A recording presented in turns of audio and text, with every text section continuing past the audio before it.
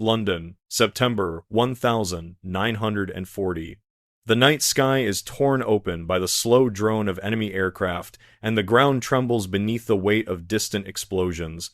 Families huddle together in underground shelters, their faces lit by flickering lamps, while above them searchlights slice through the darkness, hunting for the bombers that crossed the channel. It is a moment etched into memory, a time when the world seemed caught between collapse and defiance. But imagine for a moment that the great conflict we know as the Second World War had not been fought between two vast alliances, but three. Imagine if the Allies, the Axis, and another power bloc, separate, determined, and suspicious of all others, had carved the world into a battlefield of three rival empires. Would such a war have burned longer, spread wider, and rewritten the story of our century? Before we begin, I want to greet you, wherever you are listening from tonight. Perhaps you are lying in bed, resting after a long day. Perhaps you are letting your thoughts drift gently in the quiet of evening. Together we form a small community bound by curiosity for the paths history did not take. If you enjoy traveling through these shadows of possibility, I invite you to press the subscribe button. It helps this channel grow, and it keeps these journeys alive. And now, let us step back to the years before the storm, to the uneasy silence that followed the First World War. The end of the First World War was not a clean ending, but a fractured pause, a moment when victors and vanquished alike carried wounds too deep to heal. The Treaty of Versailles, signed in 1919, imposed heavy reparations and territorial losses upon Germany. To the victors, it was justice. To the defeated, it was humiliation. Within that humiliation, the embers of future conflict smoldered quietly. Yet alongside this bitterness, another world had emerged in the East, a Soviet Union, born from revolution, standing apart from the Western order, neither trusted nor embraced by the democracies of Europe. Picture the map of Europe in the 1920s. On the western edge, Britain and France seek stability, anxious to protect the fragile peace, but reluctant to spend resources rebuilding armies. In the center, Germany sees under economic hardship, its people divided between despair and radical hope. To the east, the Soviet Union consolidates power under Lenin and later Stalin, wary of capitalist encirclement, preparing in secret for future storms. Already, the idea of a three-way struggle is present not yet in open war, but in the alignment of distrust. What if, instead of the uneasy cooperation that eventually formed between the Allies and the Soviets, the divisions had deepened early? Imagine Britain and France viewing Moscow not as a potential partner, but as a threat equal to Germany itself. In truth, many leaders in London and Paris did fear communism more than fascism. They saw the red banners of revolution as a fire that could sweep across Europe. What if those fears had hardened into policy, preventing any possibility of partnership? Then, as the 1930s advanced, Europe would not have been preparing for a two-sided confrontation, but for a triangular contest of mistrust. In this alternate unfolding, each side, Allies, Axis, and Soviets, would be caught in a paradox. None could trust the others, yet none could afford to ignore them. Diplomats would meet in quiet rooms, searching for fleeting assurances that would crumble as soon as they left the table. The Allies might whisper among themselves that Hitler's Germany was dangerous, but perhaps less dangerous than Stalin's vision of world revolution. In turn, the Soviets might calculate that the capitalist powers would eventually betray them no matter the promise of treaties. And Hitler himself, always driven by ideology and opportunism, might see in this fracture a chance to play one enemy against another.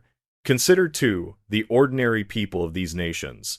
A young French student in Paris, haunted by memories of the trenches, might look eastward and wonder whether communism or fascism posed the greater danger. A German worker, unemployed in the shadow of the Depression, might see not only Hitler's promises of revival, but also Stalin's alternative vision of a workers' state, and wonder which future would truly break the chains of suffering. A British factory owner, meanwhile, might whisper that peace with Germany was possible, but cooperation with the Soviets could never be. Thus, within homes and streets as much as in parliaments and ministries, seeds of division took root. The image of these years is not one of roaring tanks or exploding shells, but of silent corridors and shadowed maps. Leaders stare at charts spread across tables, weighing risks, counting divisions, imagining alliances that shift like sand. If the Second World War had been born not of two camps but of three, this would have been the moment of conception, when suspicion grew heavier than trust, when the fractures of diplomacy deepened into walls. And yet, history as we know it did not unfold this way. Britain and France, however reluctantly, did move toward a form of uneasy cooperation with the Soviet Union, though never fully trusting. The reality was messy, fragile, and often poisoned by hesitation. Still, it was enough to produce the grand alliance that eventually crushed Hitler's empire. But in our imagined world, those fragile threads never held. Instead, the three giants stood apart, eyeing each other as rivals, preparing not for partnership, but for confrontation. If such a fracture had hardened, what would the world have looked like when the storm finally broke? Would Poland, that tragic frontier state, have been torn apart not by two invaders but three? Would Japan, gazing across the Pacific, have seen opportunity in the disunity of Europe? Would the United States, still hesitant to intervene, have been forced to watch a struggle that promised no easy side to choose? The seeds of division, once planted, grow in silence. They do not shout, they do not announce themselves, but they spread their roots beneath the surface, ready to split the soil when pressure comes. In the late 1920s and 1930s, those seeds were everywhere. In the bitterness of Germany, in the mistrust of the West, in the fear of the Soviet Revolution. And as the decade drew toward its end, the pressure of events, economic collapse, rearmament, expansionist dreams began to push against that fragile surface. Picture a quiet evening in 1938. A train rattles through the night, carrying diplomats across borders. In Berlin, Hitler prepares speeches dripping with menace and vision. In Moscow, Stalin sharpens his gaze, already suspecting that betrayal lies ahead. In London and Paris, weary leaders pace corridors, praying for peace but fearing war. Beneath the sound of the train wheels and the shuffle of papers, the seeds of division press upward. Soon they will break through, and the world will discover not unity but fracture, not two sides but three. The storm has not yet come, but the wind is rising. And in that rising wind, you can almost hear the whisper of boots on cobblestones, the hum of factories awakening, the murmur of maps being redrawn. What kind of world will emerge when those seeds finally sprout? That is where our journey leads next, into the fragile and faltering diplomacy that preceded the greatest war of the century. The seeds of division pressed upward, and by the late 1930s they cracked open into the fragile air of European diplomacy. The air was heavy with fear, suspicion, and calculation. Governments whispered in smoky rooms. Envoys traveled under the cover of night, and every handshake trembled with the knowledge that betrayal might come tomorrow. The fracture was no longer hidden beneath the soil it stood visible, though wrapped in layers of polite speech and treaties destined to wither. If the Second World War was to become a struggle of three powers rather than two, this was the season when the fault lines became impossible to ignore. The League of Nations, born from the hope that peace could be maintained by words rather than weapons, was already little more than a fragile skeleton. Italy had invaded Ethiopia, and the League's response was weak, half-hearted, a gesture without teeth. Japan had marched into Manchuria, and once again the League had scolded but done nothing. These failures mattered deeply, for they showed that no power would restrain aggression unless it suited their own interests. Imagine being a Soviet diplomat in Geneva, watching Britain and France condemn fascism in speeches but hesitate when real action was required. Imagine the conclusion drawn. The capitalist powers were not reliable partners. At the same time, Britain and France looked east with weary suspicion. They saw Stalin's purges, the trials, the executions, the silence of millions erased from public life. Could such a regime be trusted in war? Many British leaders believed that Stalin's promises were worth little, that his word was ink on paper, destined to dissolve as soon as it no longer served him. And in Paris, haunted by memories of 1914, leaders wondered whether bringing the Soviets into the fold might provoke greater danger rather than prevent it. These were not minor doubts, they were deep currents that pulled diplomacy away from unity. Now imagine the choices hardened. Instead of the clumsy, fragile cooperation that did form in our timeline, picture a world where Britain and France refused entirely to entertain the Soviet Union as an ally. Picture them insisting that the true danger was not Hitler alone, but the potential for communism to flood into Central Europe. In that world, every conference table would become a triangle, every negotiation a three-sided puzzle where each move threatened to topple the balance.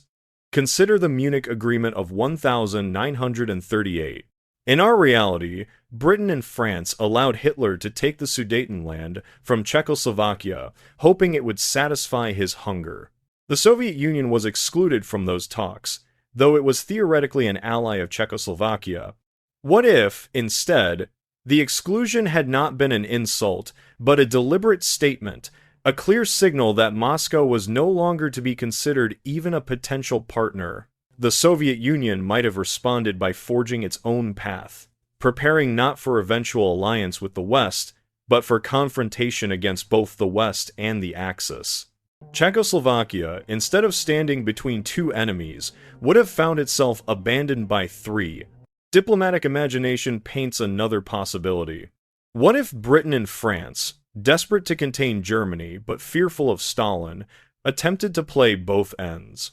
They might secretly whisper to Hitler that his ambitions in the East could be tolerated if he restrained himself in the West. At the same time, they might whisper to Stalin that Germany must be checked, though not in ways that threaten Western influence. Such double games would not remain secret for long. Each side would sense the duplicity, each would harden its stance, and trust would vanish completely. The chessboard of diplomacy would become a game with three queens, each circling the board, none willing to sacrifice itself for the others. Imagine the mood of ordinary citizens reading newspapers in 1939. Headlines, trumpet, new treaties, new promises, yet always with shadows. A British reader might ask, are we safer with Germany restrained, or have we merely encouraged his appetite? A Russian worker might whisper, do the Western powers truly wish to fight Hitler, or do they hope he will weaken us first? A German factory hand, proud of his nation's revival, might sense that enemies are gathering on every side. The public would not see neat alliances, they would see a world unraveling, where each promise could mean its opposite. The image here is of corridors echoing with footsteps, of pens scratching across treaties that no one intends to honor. Papers flutter in the drafts of conference halls, words spill into microphones, but behind them lies only calculation. Each power seeks advantage not only against its foe, but also against its supposed friend. In such a climate, the outbreak of war would be less like the clash of two mighty armies, and more like the sudden cracking of glass. Fractures racing in three directions at once.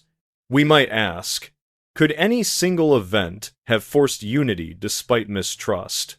Perhaps if Germany had attacked further west earlier, Britain and France would have had no choice but to embrace the Soviet Union. Perhaps if Stalin had shown restraint in his purges, the West would have dared to trust him more. Yet in our imagined world, none of these ifs come true. The mistrust is too heavy, the ideology too sharp, the fear too deep. The triangle holds, its sides tense, each point sharp as steel. Picture the closing of the 1930s. Snow falls in Moscow, muffling the sound of marching boots. In Berlin, torchlight parades blaze through the night, the swastika banners glowing red against the darkness. In London, gas masks are distributed to children, who peer at them with wide, uncertain eyes. In Paris, ministers lean over maps, their fingers tracing borders they fear will soon dissolve. Each city hums with preparation. Each carries its own dreams of survival and power. But none share those dreams with the others. And so, the fault lines are drawn. The world waits, tense, listening to the distant thunder of events it cannot yet see. War is coming, and in this world of three rivals it will not be a single front but a fractured battlefield, each side watching the other two with suspicion as great as its hatred. The final image is of a letter, sealed and lying unopened on a polished desk. It waits for a hand to break the wax and reveal its contents, but for now it remains closed, the words inside unread. That letter is Europe in 1,939 messages unwritten, promises unspoken, betrayals yet to be revealed. The silence around it grows heavier, and soon silence will break into thunder. The next step in our journey opens with that thunder, the moment when boots march, guns roar, and Europe itself becomes the battlefield where three ambitions collide. The unopened letter rests on the desk, heavy with silence, until at last the wax is broken and the words spill out in cannon fire. September 1939.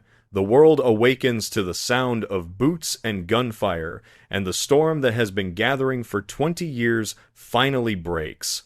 In our history, the German invasion of Poland drew the Allies into war, setting the stage for a two-sided struggle.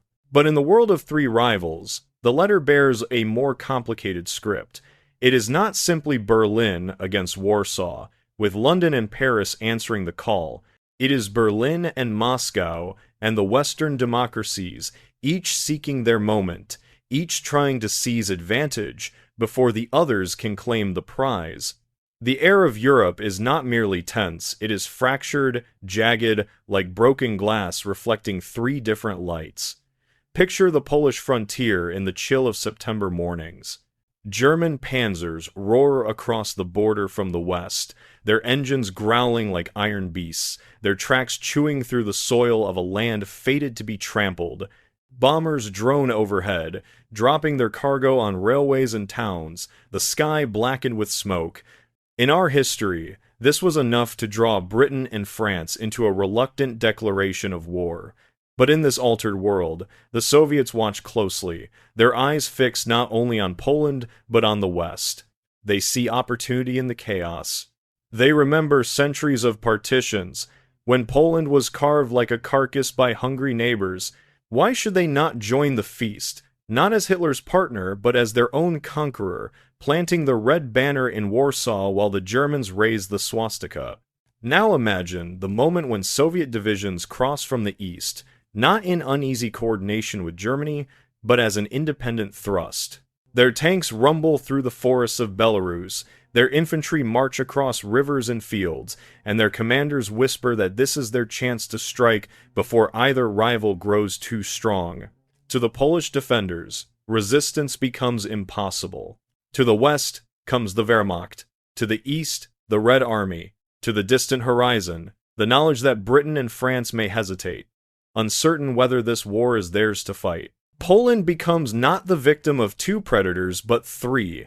Its soil the first testing ground of a three-way struggle. What does this do to the Allies? In London, the debate would rage. Should Britain declare war not only on Germany, but on the Soviet Union as well?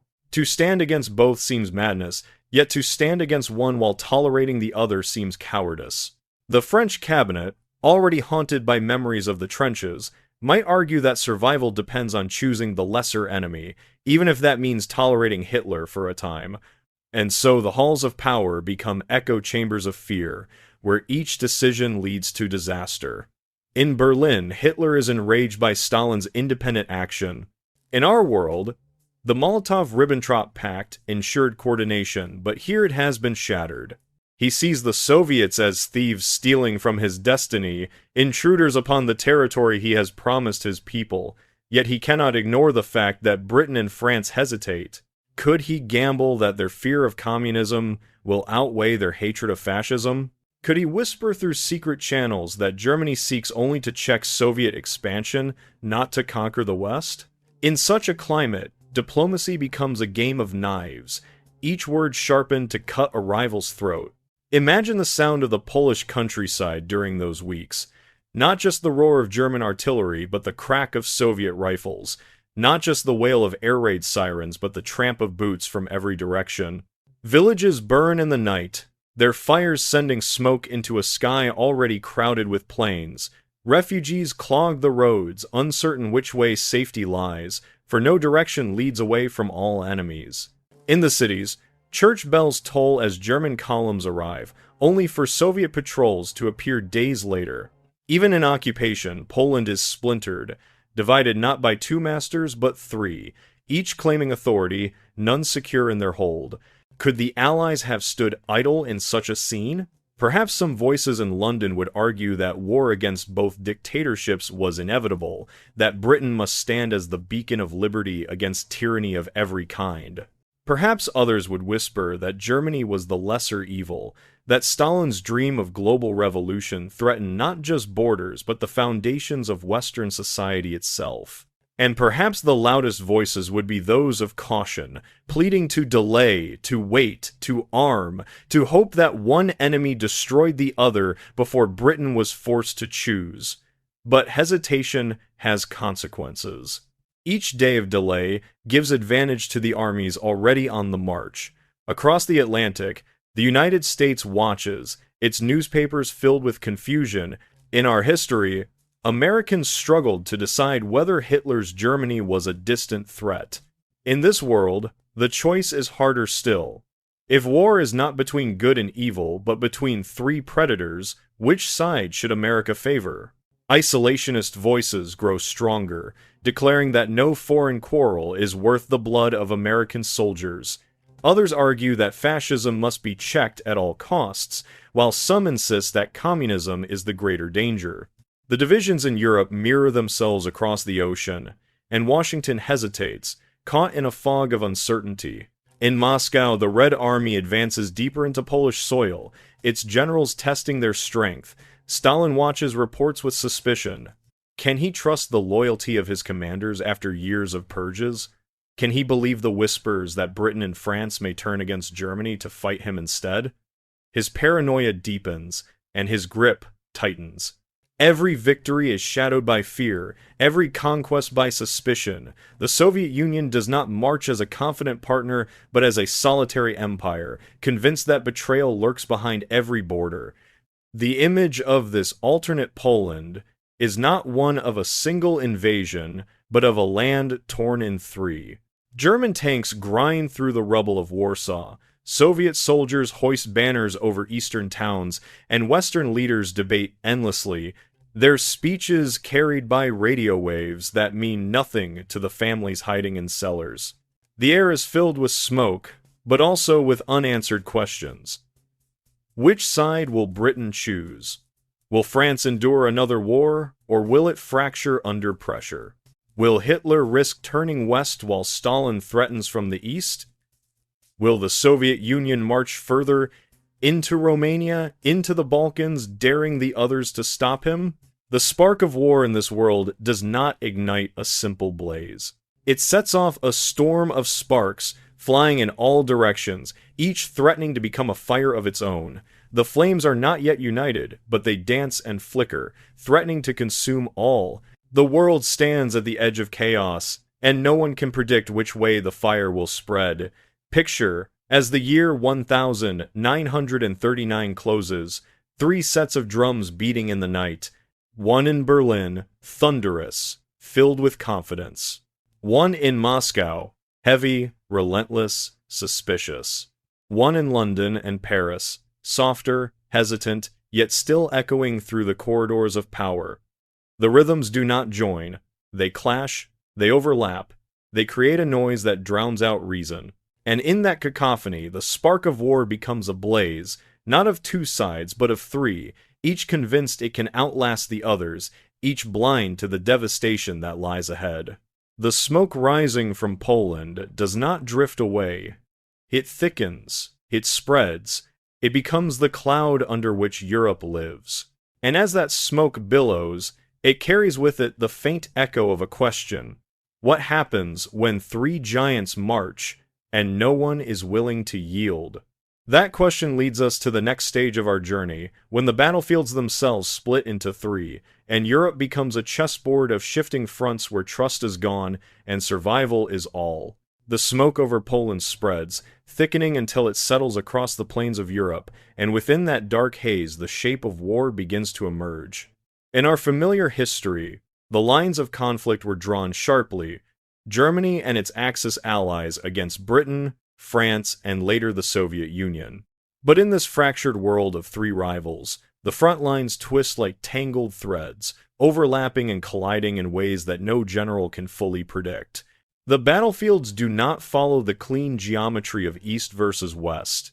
They fracture, they overlap, they multiply, leaving Europe torn into zones of chaos where three armies clash, each wary not only of its enemy, but also of its supposed partners in resistance.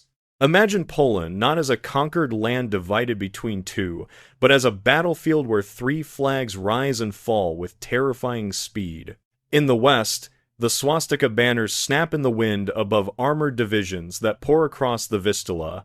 In the East, red banners flutter above columns of Soviet soldiers pressing forward from the forests of Belarus and Ukraine. And in scattered outposts, French or British expeditionary forces arrive too late, their presence small but symbolic, reminders that the Western allies cannot stand idle forever.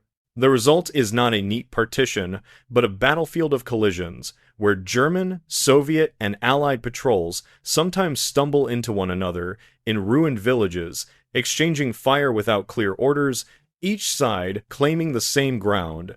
Consider the confusion of a Polish town caught in this storm. One day, German troops march through, demanding supplies and threatening reprisals. The next day, Soviet units arrive, proclaiming liberation from fascism, only to impose their own harsh discipline. Days later, a small group of French soldiers, weary and outnumbered, attempt to rally local resistance, only to be driven out again by overwhelming force. For civilians, the occupation is not a single crushing weight, but a shifting nightmare, a revolving door of uniforms and slogans. To whom can they pledge loyalty? To whom can they appeal for mercy? Each army insists it is the rightful authority, and each punishes those who doubt. On the broader map of Europe, the fracture becomes even clearer.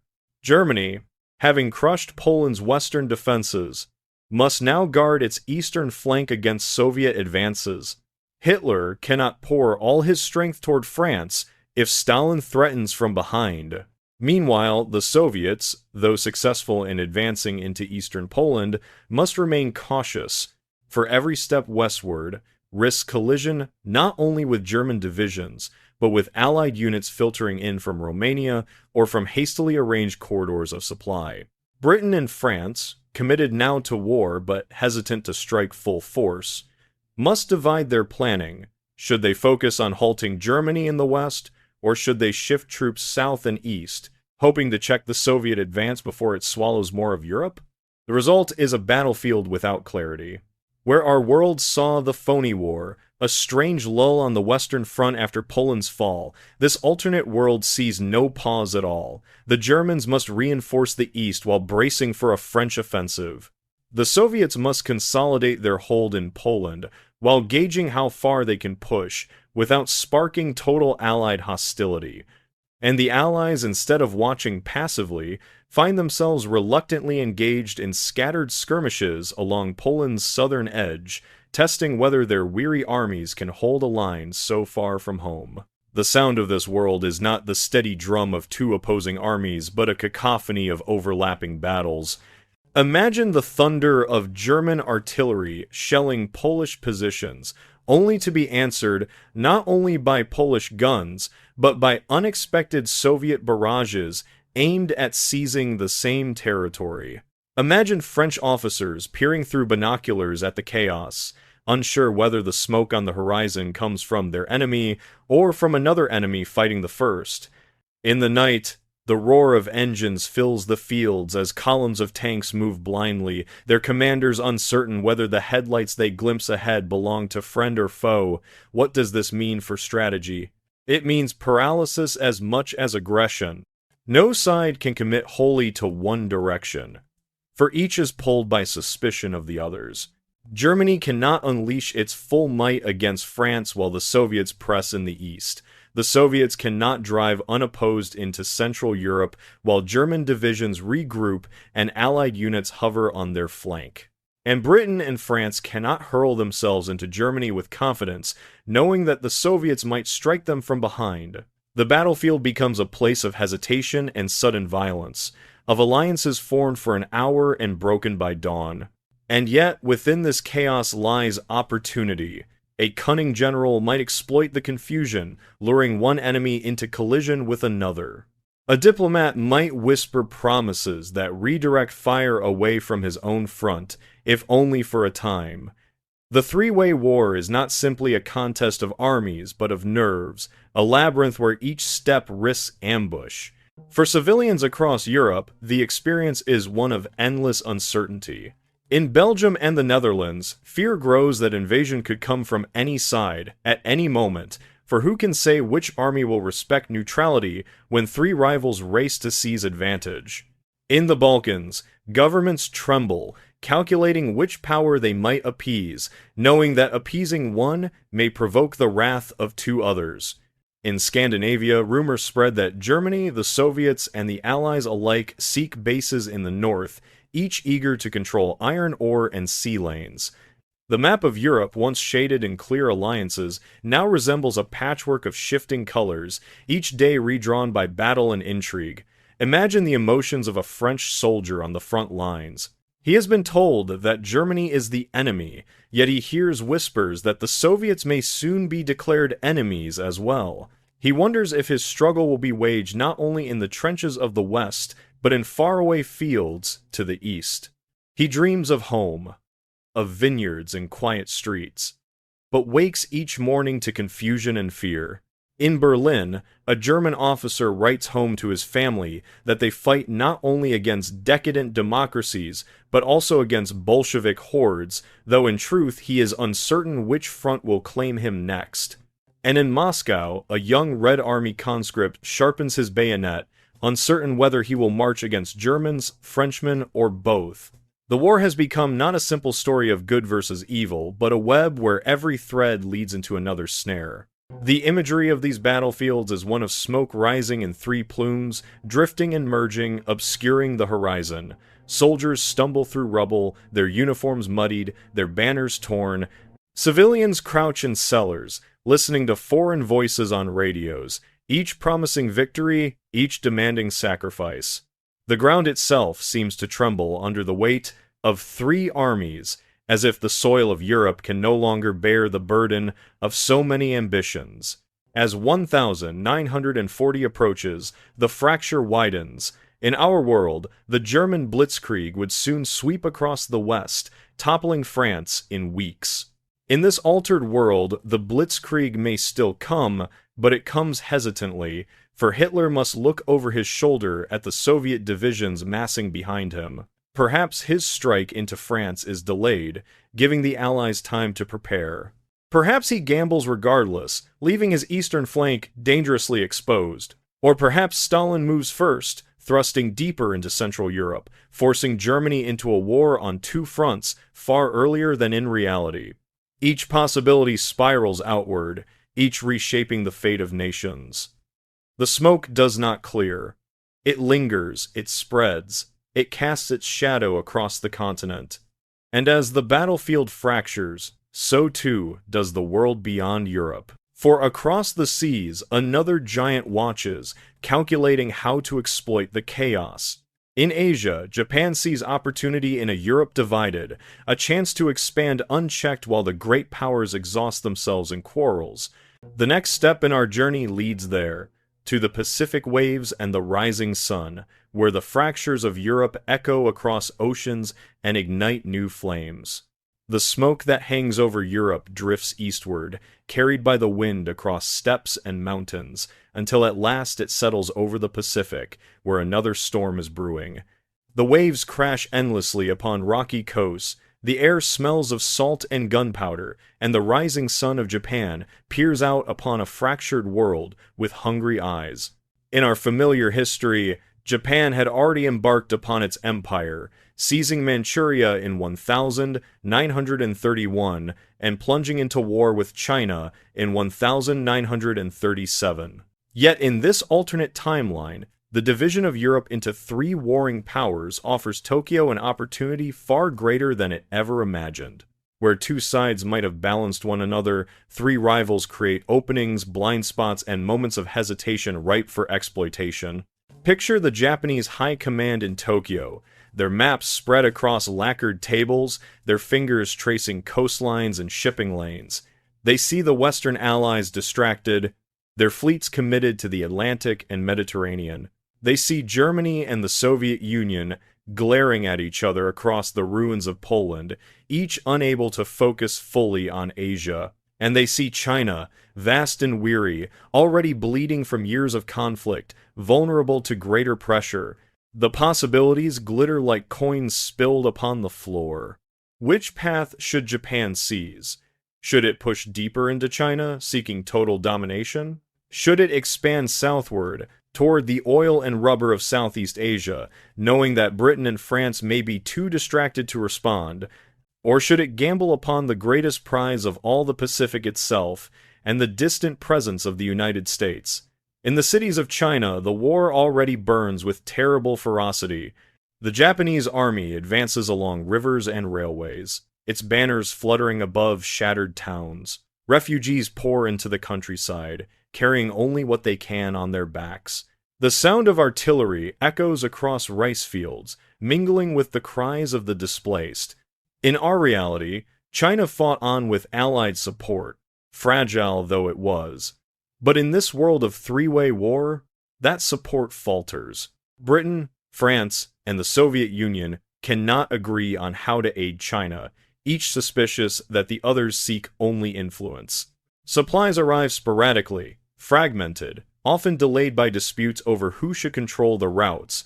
The Chinese resistance, brave and desperate, finds itself isolated, its pleas answered only with promises drowned by distant battles in Europe. The metaphor here is of a great stage play where the actors quarrel behind the curtain, leaving the audience to suffer the silence.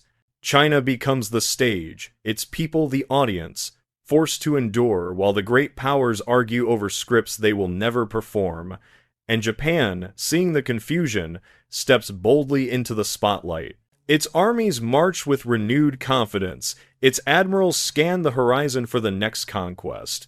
The Pacific is wide, but with Europe fractured, the sea lanes seem open, unguarded, beckoning like unclaimed treasure. Consider Southeast Asia, where the colonies of Britain, France, and the Netherlands lie vulnerable. In our world, Japan's move southward provoked sharp Allied resistance, for those colonies were lifelines of oil, rubber, and tin. But here, Britain and France are consumed by survival in Europe, their fleets stretched thin, their armies scrambling to defend home soil. Could they spare enough to defend Malaya or Indochina? Could they resist Japanese landings if their soldiers are already bleeding on the fields of France or staring down Soviet divisions in the Balkans? Perhaps they would hesitate, calculating that to provoke Japan now is to invite disaster on too many fronts. And hesitation is all Japan needs. The image is of a silent harbor at night. Japanese transports glide forward under moonlight, their hulls heavy with troops. The colonial garrisons, thinly spread and poorly supplied, wake to the sound of engines but too late to mount resistance. By dawn, Japanese banners rise over ports and cities, their troops spilling into the streets. The Western Allies protest, but their voices are lost in the thunder of guns in Europe. For the first time, Japan tastes the full advantage of a world at war with itself, yet opportunity is never without risk. The Soviet Union remains a looming shadow across Manchuria, its armies vast though distracted. Stalin may be wary of advancing into Europe while Germany threatens, but he may equally see in Asia a chance to cut Japan down before it grows too strong. Soviet divisions along the Amur River watch the Japanese closely, their artillery dug into the frozen ground, their officers ready to strike if Moscow gives the word. In our world, the Soviets fought skirmishes with Japan in 1939 and signed a neutrality pact later. But in this alternate world, could such neutrality hold? With Europe torn, Stalin might gamble on striking Japan, securing his eastern flank, while his rivals fight one another in the west. The possibility is chilling. A fourth front, opening in the mountains of Mongolia and the plains of Manchuria, where Soviet and Japanese armies clash in a war parallel to the European struggle. The thunder of battle would echo across two continents, linking Europe and Asia in a chain of conflict without end. And for Japan, the gamble of expansion might suddenly look perilous, for enemies surround it from every horizon. Meanwhile, across the Pacific, the United States watches with uneasy eyes. In our history, America's entry into war was shaped by Pearl Harbor, by the direct blow of Japanese ambition. But in this world, the path is less certain. If Britain and France are divided against both Germany and the Soviet Union, can Washington truly align with them? If Japan's expansion seems to threaten only colonial holdings, will Americans feel the urgency to fight? Yet every Japanese move southward inches closer to American territory, closer to the Philippines, closer to the oil reserves upon which Japan itself depends. A collision seems inevitable, though the moment and the spark are hidden still in the fog of unfolding events. Imagine the Pacific as a vast chessboard, its islands the pieces, its seas the squares. Japan advances its pawns steadily. China, Indochina, Malaya, each step daring the others to respond. The Soviets eye the northern edge of the board, waiting to strike across Mongolia. The Americans guard their queen, the Philippines, wary of committing too soon. And the British and French, distracted on the far side of the world, lose control of their pieces one by one. The game does not yet end, but the balance shifts with every move, and the board itself trembles under the weight of possibilities. For ordinary people in Asia, the turmoil is felt most deeply. Farmers in Burma hear rumors of Japanese landings, unsure whether to welcome or fear them. Shopkeepers in Saigon watch foreign troops march past their doors, the flags changing but the demands the same. Fishermen in the Pacific Islands see strange ships on the horizon, bristling with guns, their presence a promise that life will never again be simple. And in Tokyo, children recite patriotic slogans in schoolyards, their voices rising above the hum of factories that roar through the night. The sound of Asia in this world is one of overlapping storms. The crash of Pacific waves mingles with the crack of rifles in China, the rumble of Soviet artillery in Manchuria, the whisper of American debates carried across radio waves. No sound is dominant, for each competes with the others, creating a dissonant chorus of ambition and fear. As 1940 deepens, the world is no longer divided neatly between Europe and Asia, east and west. It is a single battlefield, its edges blurred, its conflicts spilling into one another like rivers flooding into the sea. Europe fractures into three fronts. Asia erupts into its own turmoil. And the question grows heavier: how long can the world endure when every continent burns, when every sea is contested, when every empire dreams of conquest but fears betrayal? The waves continue to crash on Pacific shores, indifferent to the flags that rise and fall above them. And as they crash, they carry us back toward Europe, where the strain of war is no longer measured only in battles, but in the endless hunger for supply, the lifeblood that keeps armies moving, factories alive, and empires breathing. Our journey turns now to the railways, the convoys, the midnight factories glowing against the dark, where the struggle for logistics becomes the struggle for survival. The waves crash endlessly against the Pacific shores, but when they recede, what remains on the sand is not only driftwood and shells, but the heavy truth that empires live and die by supply. War is not won by battles alone, not by the thunder of tanks or the roar of planes, but by the ceaseless rhythm of factories, the steady clatter of trains, the hidden arteries of convoys that stretch across seas. In this world of three rival giants, the strain of supply becomes the decisive test. It is not merely about feeding soldiers or arming divisions. It is about sustaining three separate visions of victory, three empires drawing upon the earth with equal hunger, three networks of steel and coal and oil colliding in ways no strategist can fully control. Picture the night sky above the Ruhr, its horizon glowing orange with the heat of German factories. Sparks fly from furnaces, smokestacks belch into the dark, and workers labor without pause, hammering steel, assembling rifles, riveting plates of tanks destined for battle. In our world, Germany already strained under blockade and limited resources. In this alternate war, the strain deepens, for Hitler must feed not one front but two, arming his armies against the Allies in the West and the Soviets in the East at the same time. His generals plead for more tanks, more fuel, more ammunition, but the factories can only give so much. Supply lines grow thin, stretched between two fires, and every shortage risks disaster. Now shift eastward, to Moscow. Soviet factories relocated beyond the Urals hum with the sound of machines, their smokestacks clawing into the cold sky. Trains creak across endless tracks, their wagons filled with coal, wheat, and iron. Yet even the vast resources of the Soviet Union are not infinite. Stalin's armies must be fed as they press into Poland, but they also must guard against Japan in the east, for in this fractured world, the possibility of war on two fronts is no longer Germany's burden alone. Soviet planners tally numbers late into the night, their ledgers filled with columns of figures, their pencils worn to stubs. They know that steel cannot be conjured from air, that oil must be drilled, that bread must be grown in fields untouched by shellfire. The strain is constant, the fear of collapse unspoken but always near, and in London, in Paris, in the factories of Birmingham and the shipyards of Brest, another rhythm pounds through the night. The Allies, too, must supply their armies, must ship weapons to distant fronts, must maintain colonies abroad.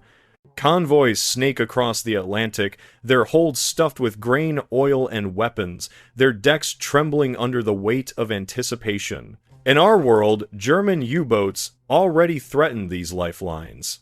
In this altered world, the danger multiplies, for not only German submarines but Soviet raiders may stalk the seas. Each convoy becomes a gamble, each voyage a whispered prayer.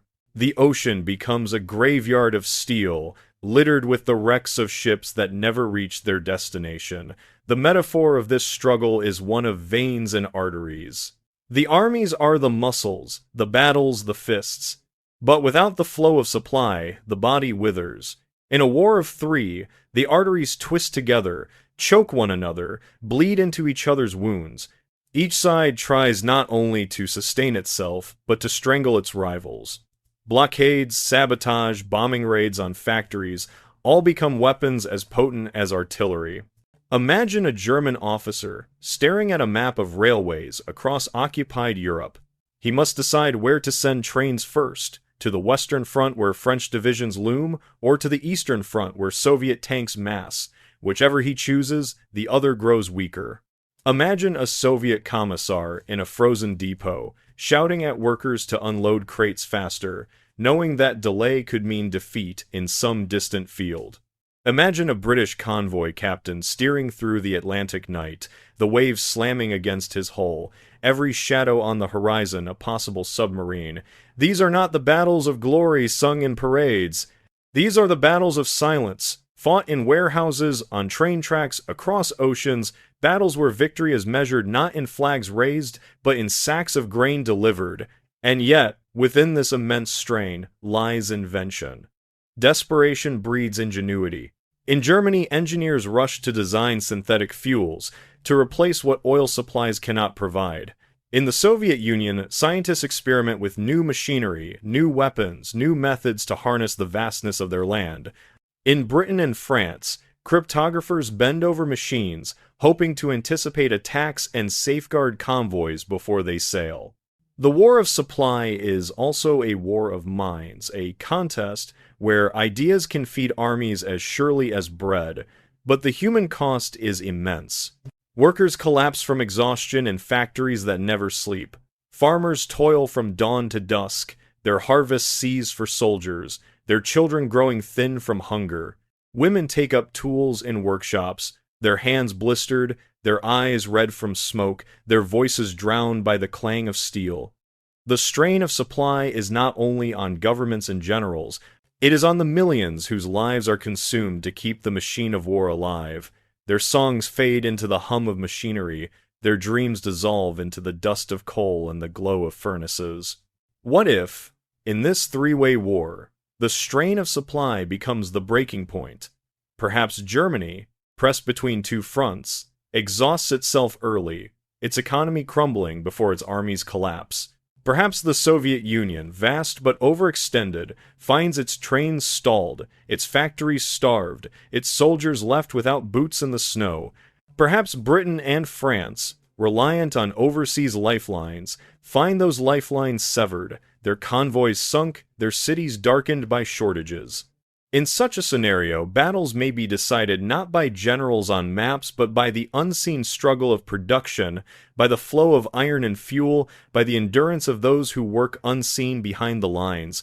The image of this war is not only smoke above battlefields, but smoke above factories, not only the clash of rifles, but the clang of hammers, not only the cries of soldiers, but the groan of ships sinking beneath the waves. The battlefield has expanded beyond the trenches and plains. It now includes the shipyards, the rail depots, the warehouses stacked with crates. Victory and defeat march to the rhythm of industry. And as the factories roar and the convoys sail, another war unfolds in quieter rooms, behind closed doors, in the whispers of diplomats. For if armies march on their stomachs, they also march on promises. Who will ally with whom? Who will betray whom? Who will whisper in the shadows to lure Japan, or Italy, or smaller nations into their camp? The war of supply flows seamlessly into the war of intrigue, for resources are not only taken, they are bargained, traded, promised. Our journey turns now from the roar of factories to the dim candlelight of negotiation, where diplomats in smoke-filled rooms gamble with the fate of nations and seek to tip the balance of this three-way war. The roar of factories fades into the hush of closed chambers, where smoke curls in the air, and the shuffle of papers carries more weight than the thunder of artillery. Behind every convoy and every factory stands another battlefield, quieter but no less decisive, the realm of diplomacy. Here, promises are weapons, signatures are shields, and betrayal is a sword always hidden behind the back. In a world divided into three rivals, the diplomats do not gather around a single table, but around three, each one tilted, each one trembling, none stable enough to hold the weight of trust. Picture a long corridor in London, lit by dim lamps, its walls echoing with hurried footsteps. Behind a door at the end of that corridor, British ministers lean over maps. Their dilemma is stark: how to survive when Germany pushes from one side and the Soviet Union presses from the other. Could one be bargained with, so that the other might be defeated first? The debate is heated, the voices strained. Some argue that Hitler, monstrous though he is, may be the lesser threat, for fascism seeks conquest but communism seeks transformation. Others argue that Hitler cannot be appeased, that his ambitions know no limits, and that only by siding with the Soviets can Britain hope to survive. The room grows warm with tension, the air heavy with smoke, and every conclusion seems to lead to ruin. Across the continent, in Berlin, Hitler stages his own performances of diplomacy. He sends envoys with veiled offers to London, promising restraint in the West if Britain will turn a blind eye to his struggles in the East. At the same time, he dispatches messages to Moscow declaring that Germany's quarrel is with the Allies, not with communism. Each message is half-truth, each offer a trap, designed to buy time or split enemies. The diplomats who carry these words travel in secrecy, their trains rattling through the night, their briefcases clutched tightly, their eyes wary of the shadows in every station. In Moscow, the scene is colder, more paranoid. Stalin listens to reports of German promises, British whispers, French hesitations. He mistrusts them all. He suspects every word of being a lie, every handshake a prelude to betrayal. His own envoys are instructed to bargain fiercely, to promise nothing, to conceal everything. Yet even he understands that alliances of convenience may be necessary, if only for a season. And so his diplomats, grim-faced and wary, sit across from their counterparts in Berlin or Paris, speaking in careful tones, their true intentions buried deep beneath the surface. What makes this world of three so perilous is that every negotiation is shadowed by the presence of the absent third. When Britain speaks to Germany, it does so with one eye always on Moscow.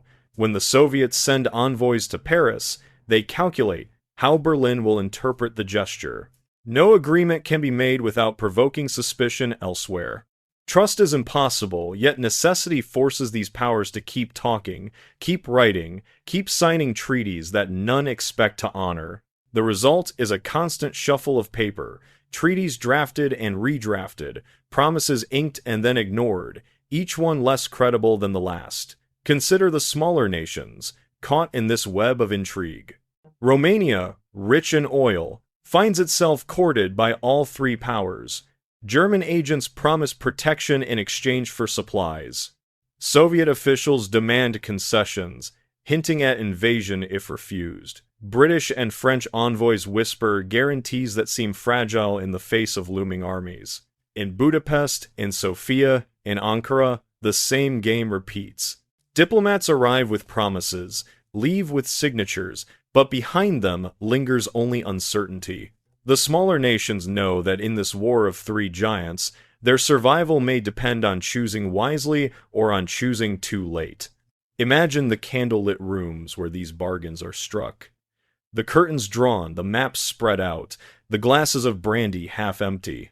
Words are spoken in low tones, pens scratch across paper, the wax seals are pressed with trembling hands. Outside, the city sleeps, unaware that its fate may be decided by a sentence spoken in the dark. The image is not of roaring tanks or burning cities, but of quiet rooms where silence itself is heavy with consequence.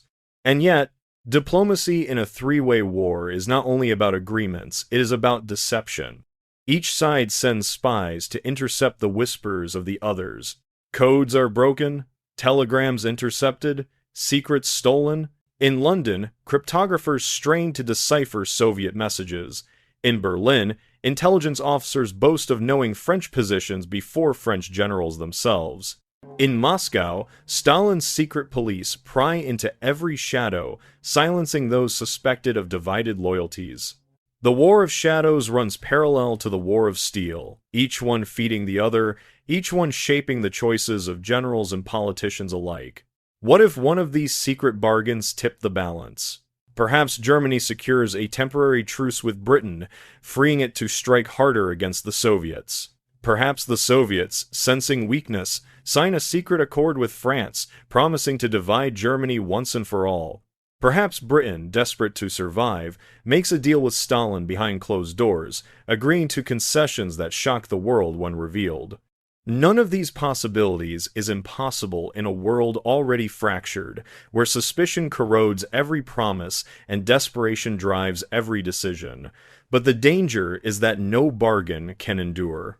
In a war of three, betrayal is not an accident, it is inevitable. Today's ally becomes tomorrow's enemy, and yesterday's enemy may once again be courted as a partner. The diplomats know this as they sign their papers.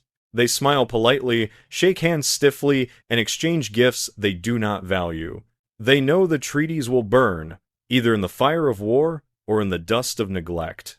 Yet they write them anyway, because words, however fragile, can still buy time, and in this war, time is the most precious resource of all. For the ordinary people of Europe and Asia, these shadowed bargains mean confusion and uncertainty. Newspapers report new treaties, new guarantees, new alliances, yet none bring peace. A French family reads that Britain and the Soviets may be cooperating, only to read days later that the talks have collapsed. A German worker hears that Stalin may be an ally, then that he may be an enemy, then that he may be both. A Polish refugee, wandering through the wreckage of his homeland, wonders which foreign flag will next appear on the horizon. For them, diplomacy is a distant game played by men in suits, yet its consequences shape every step of their lives. The sound of these days is not the roar of artillery, but the scratch of pens, the murmur of voices behind closed doors, the whisper of papers folded into briefcases. Yet beneath the quiet is an unspoken drumbeat, the knowledge that every word must eventually give way to action, that no promise can hold forever. Diplomacy can delay war, can redirect it, can soften or sharpen its edges, but it cannot erase it. The shadows lengthen, the candles burn low, and the world waits for the moment when whispers turn once again into thunder. And when that thunder comes, it will not fall only on soldiers or diplomats. It will fall upon the cities themselves, upon the civilians who endure the bombs, the sieges, the hunger. As the diplomats whisper, the armies move, and soon the war of words will be drowned in the cries of families huddled beneath bombardment. Our path leads there now, to the cities under siege, to the civilians whose nights are filled with sirens and whose days are measured by survival beneath falling fire. The candles gutter out in the quiet chambers where treaties are signed, and in their place another kind of light rises, the sudden, merciless glow of bombs falling upon cities. Diplomats whisper behind closed doors, but the people outside know a different language, the language of sirens, of shattered windows, of nights spent in cellars while the earth shakes above them. In this three-way war, no city can be certain of its fate, for the thunder does not come only from one direction. The skies above Europe and Asia fill with bombers bearing swastikas, red stars, and roundels alike, each convinced it strikes at an enemy, each indifferent to the civilians below. Picture London in 1940, its skyline jagged with the silhouettes of churches and towers. In our history, the Blitz came from German bombers alone, a storm of fire meant to break morale. In this fractured world, imagine the chaos of three powers waging air war. German squadrons roar overhead, their bombs tumbling through the night. Hours later, Soviet planes sweep in from another direction, striking docks and factories to weaken Britain's ability to resist both Berlin and Moscow. Perhaps Allied planes retaliate, mistakenly dropping fire upon towns already scarred, unsure whether the craters below were made by German shells or Soviet rockets. The city does not sleep. It shudders under fire from all sides, the night sky painted orange, the air thick with smoke and dust. Now shift eastward, to Leningrad. In our world, it suffered under a German siege of unimaginable length. But in this world of three, the city is caught between hammers, German artillery shells the outer districts, while Allied bombers, desperate to hinder Soviet industry, strike rail hubs and depots. The citizens endure not one siege but overlapping storms, their walls battered by enemies who sometimes fight each other, sometimes strike in grim unison against the same streets. Hunger spreads through the population like frost. Bread is scarce, water fouled, and still the bombs fall. Mothers cradle their children in basements lit by a single candle, listening to the distant rumble that never ends. In Berlin, too, the skies grow hostile. British bombers cross the channel, their engines droning like bees. From the east come Soviet squadrons, eager to cripple the factories that feed the Wehrmacht. For the German civilians, the war is no longer a story of triumph paraded through streets, but of rubble piled higher each morning. Fires consume whole blocks, smoke drifts over the spree, and families pick through ruins for any remnant of their lives. The city, once radiant with torchlight parades, is now lit only by flames. The image here is one of cities becoming battlefields, their streets turned into trenches, their rooftops into targets. War is no longer fought on distant frontiers, it falls upon the homes of millions. And in a war of three, the suffering multiplies. There is no single enemy whose attacks can be predicted. Civilians wake to the sound of bombs from one direction, only to face artillery from another hours later. They cannot know whose flag is painted on the wings above them, only that destruction follows. Consider the resistance movements that arise within these shattered cities. In Warsaw, underground fighters whisper in cellars, passing rifles from hand to hand. But who are their allies? If the Allies support them, will the Soviets punish them? If the Soviets encourage revolt, will Germany crush it? If all three invade, which banners should the resistance tear down and which should they raise? In Paris, whispers spread through cafes of sabotage, of striking not only German occupiers but also Soviet patrols if they arrive. In Prague, a radio transmitter sends coded signals into the night, but it is unclear whether the message is meant for London, Moscow, or both. Resistance becomes a mirror of the wider war, fractured, divided, uncertain of who is enemy and who is merely the enemy of an enemy. The soundscape of these cities is haunting. Air raid sirens wail like banshees, their rising notes cutting through the darkness. Anti-aircraft guns thump steadily, their shells tracing arcs of light into the sky. Buildings groan as they collapse, sending clouds of dust rolling through the streets. And amidst it all, the voices of civilians crying, praying, singing lullabies to children who cover their ears, create a chorus of endurance.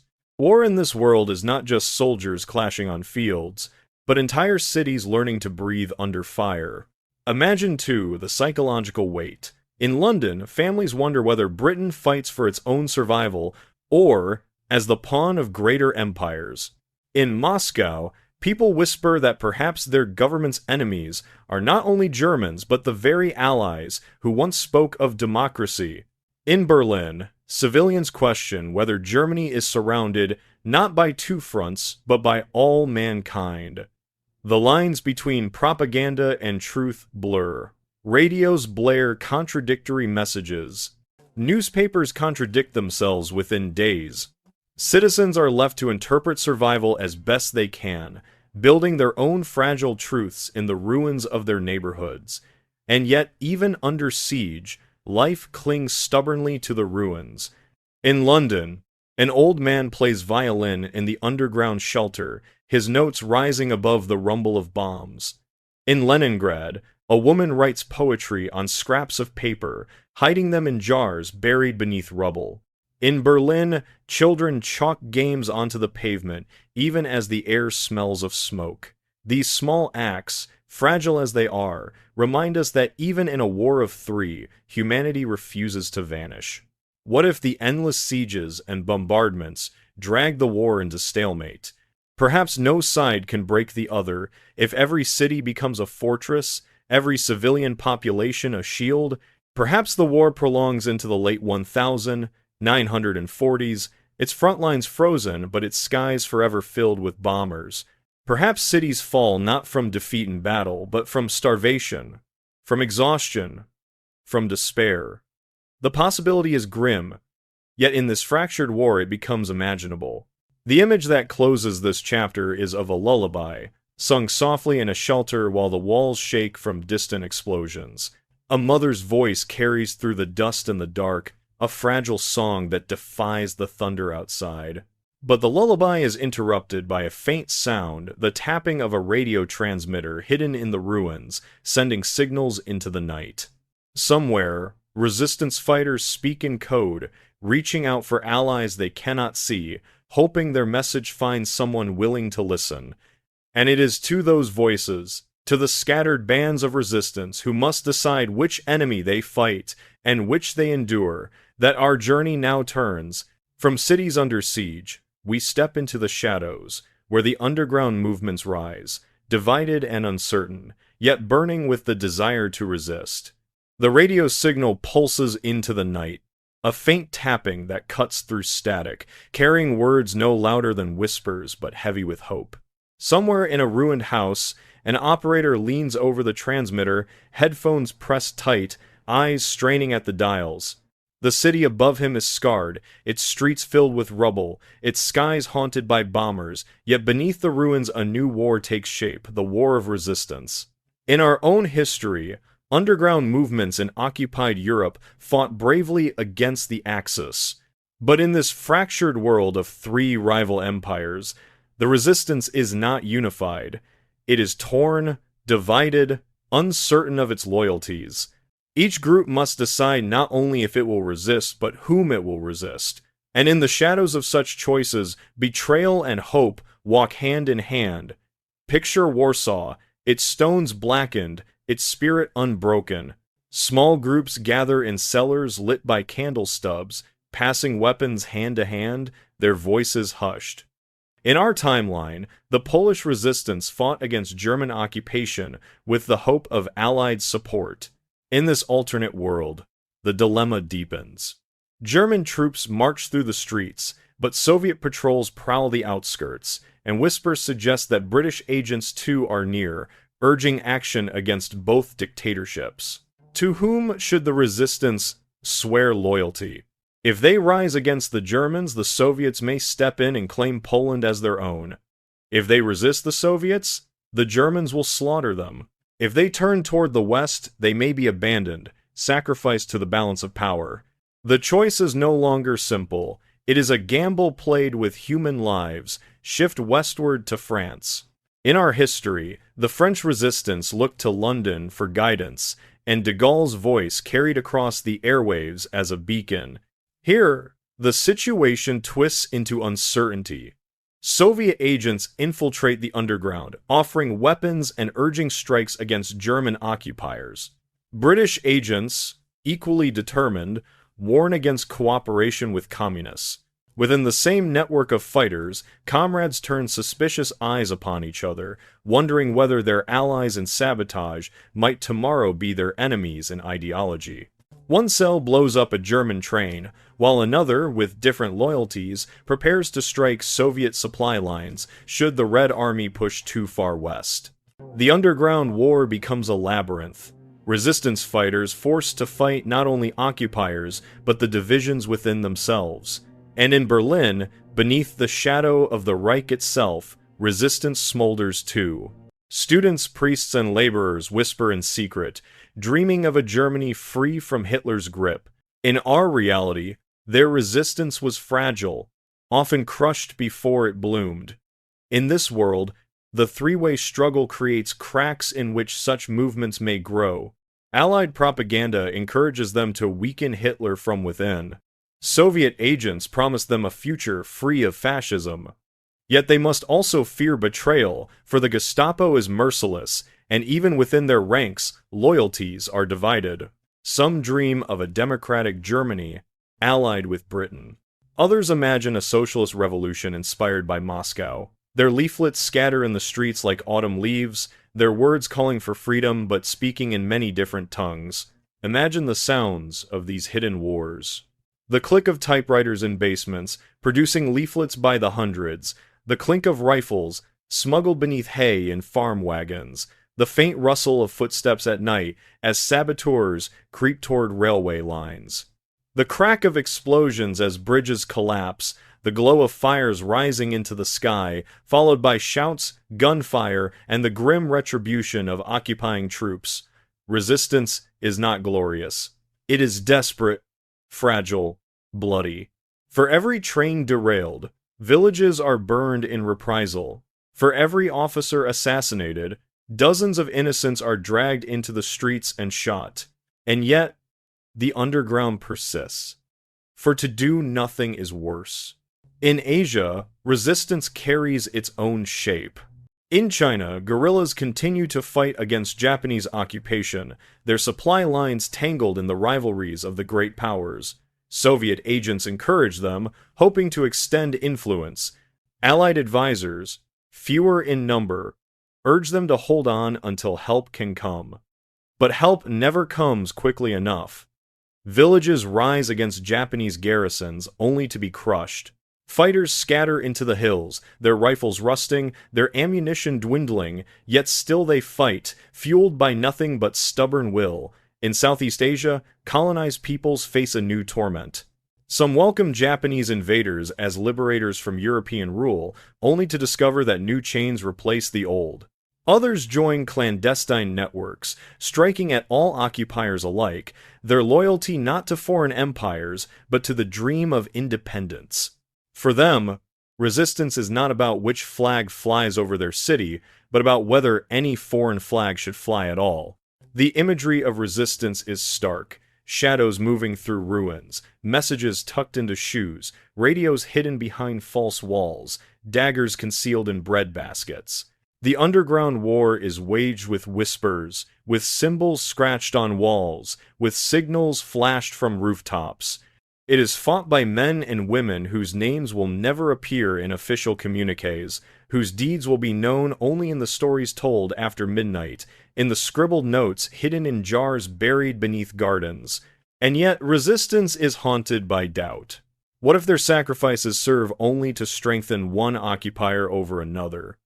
A French partisan blows up a German train, but the Soviet advance benefits more than the Allies. A Polish fighter assassinates a Soviet officer, but the Germans exploit the chaos. In this world, resistance is never pure. Every act of defiance carries unintended consequences.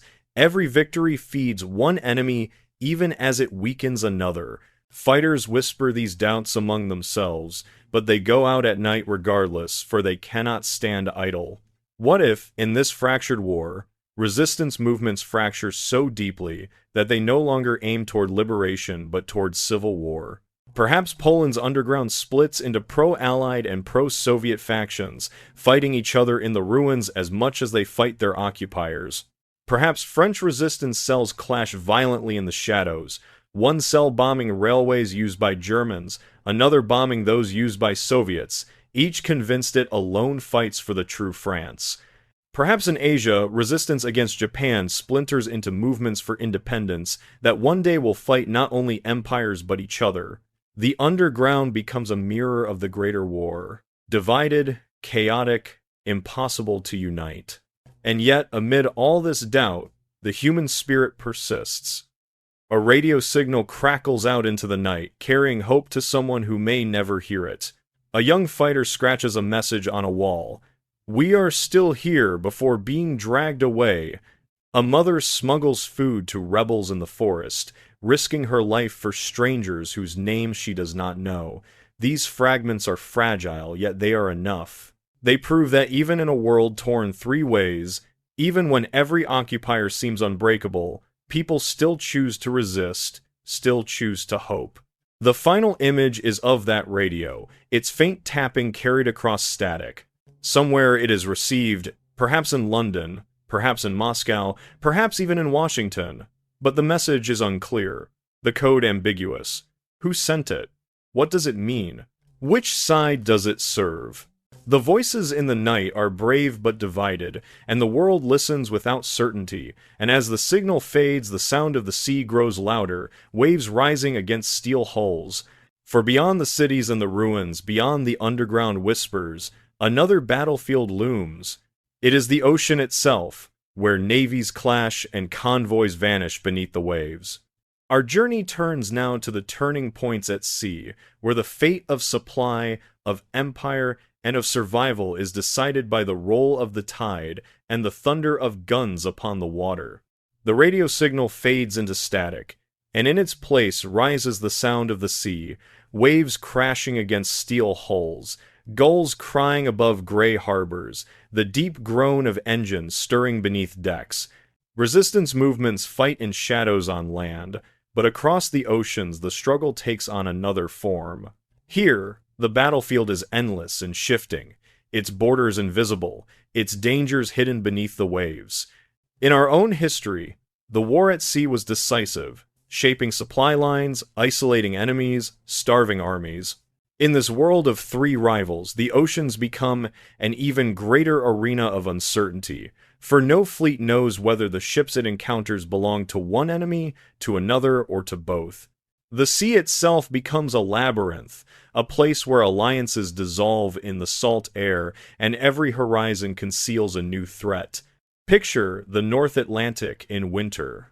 Snow flurries whip across the decks of merchant ships, straining toward Britain, their holds stuffed with grain and fuel. In our world, They fear German U-boats prowling the depths. In this alternate world, they fear more. German submarines still stalk them, their periscopes cutting through the waves like the fins of sharks.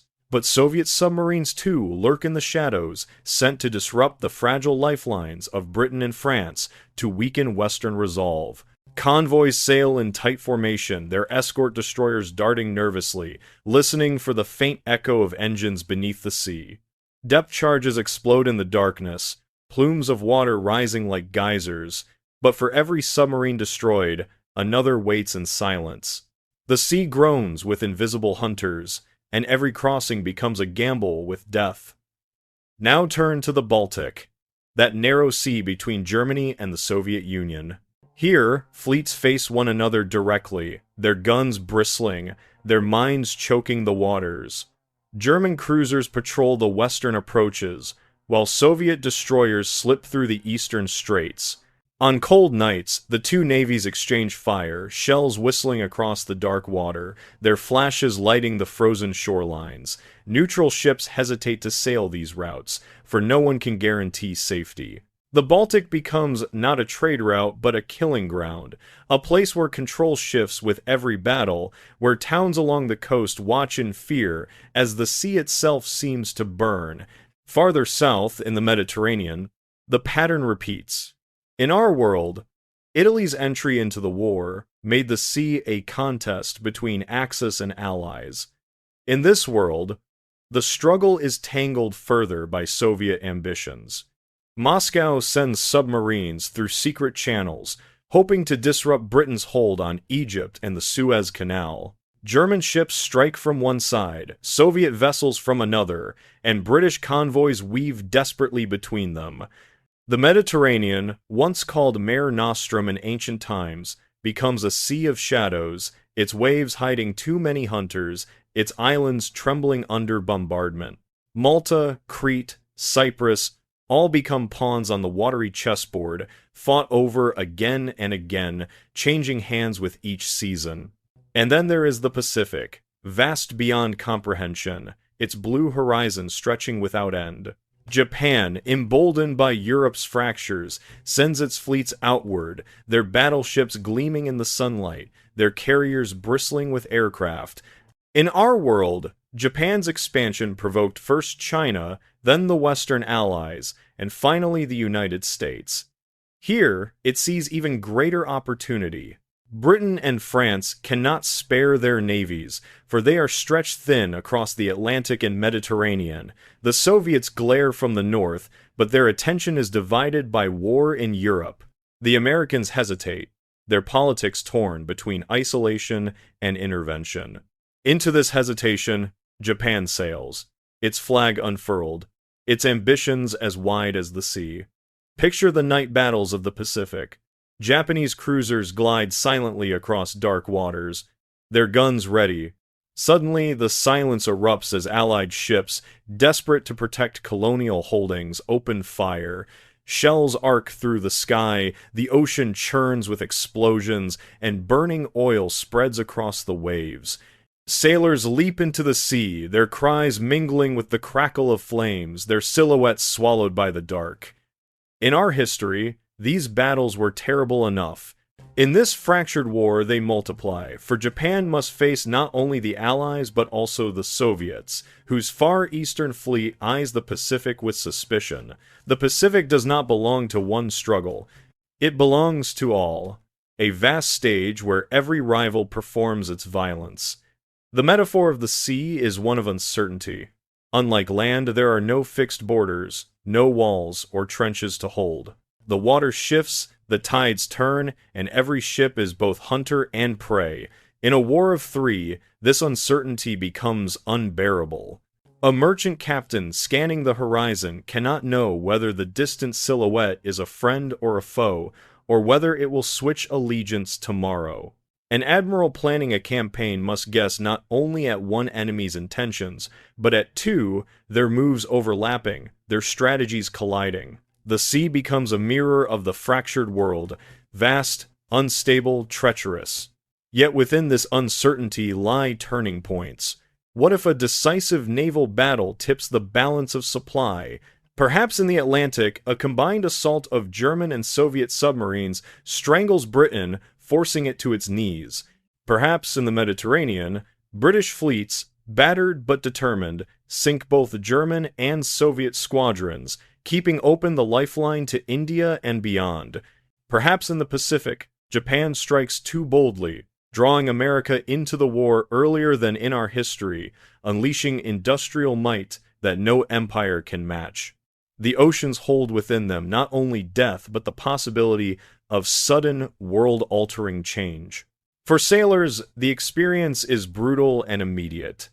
Days spent scanning the horizon, nights spent listening to the creak of steel, the hum of engines, the faint ping of sonar. Every shadow in the water could be the end. Every convoy might be the last. They write letters home that may never be delivered. They carve names into the wooden rails. They whisper prayers into the wind. And when the attack comes, it is swift and merciless torpedoes tearing through hulls, decks splitting open, fire racing across oil-slicked waves. The sea claims them without ceremony, their lives sinking silently into the depths. The human stories of the sea are countless. A British sailor who hauls survivors from a lifeboat, only to discover they are Soviets. A German U-boat crew that surfaces to rescue Allied sailors from the freezing Atlantic, sharing cigarettes before parting once more as enemies. A Japanese officer who stares at the horizon, knowing the next battle may decide not only his fate, but the future of his empire. These moments of humanity flicker briefly in the storm, fragile as candlelight, before the waves swallow them again. As 1941 looms in this fractured world, the seas grow bloodier. The convoys thin, the blockades tighten, the fleets clash more often. Each power strains to feed its armies, to sustain its industries, to outlast its rivals, but no side controls the oceans completely. The Atlantic remains contested, the Mediterranean unstable, the Pacific uncertain. The turning points at sea arrive not with single decisive battles, but with the slow grind of attrition, the steady erosion of strength. And in the background, the oceans echo with another rhythm, the hum of invention. New ships are built, faster and stronger. Aircraft carriers rise to dominance, their decks filled with planes that can strike hundreds of miles away. Sonar sharpens, radar spreads, codes are cracked. The war at sea is not only a contest of endurance, but a race of technology, and in a war of three, that race accelerates to a fever pitch.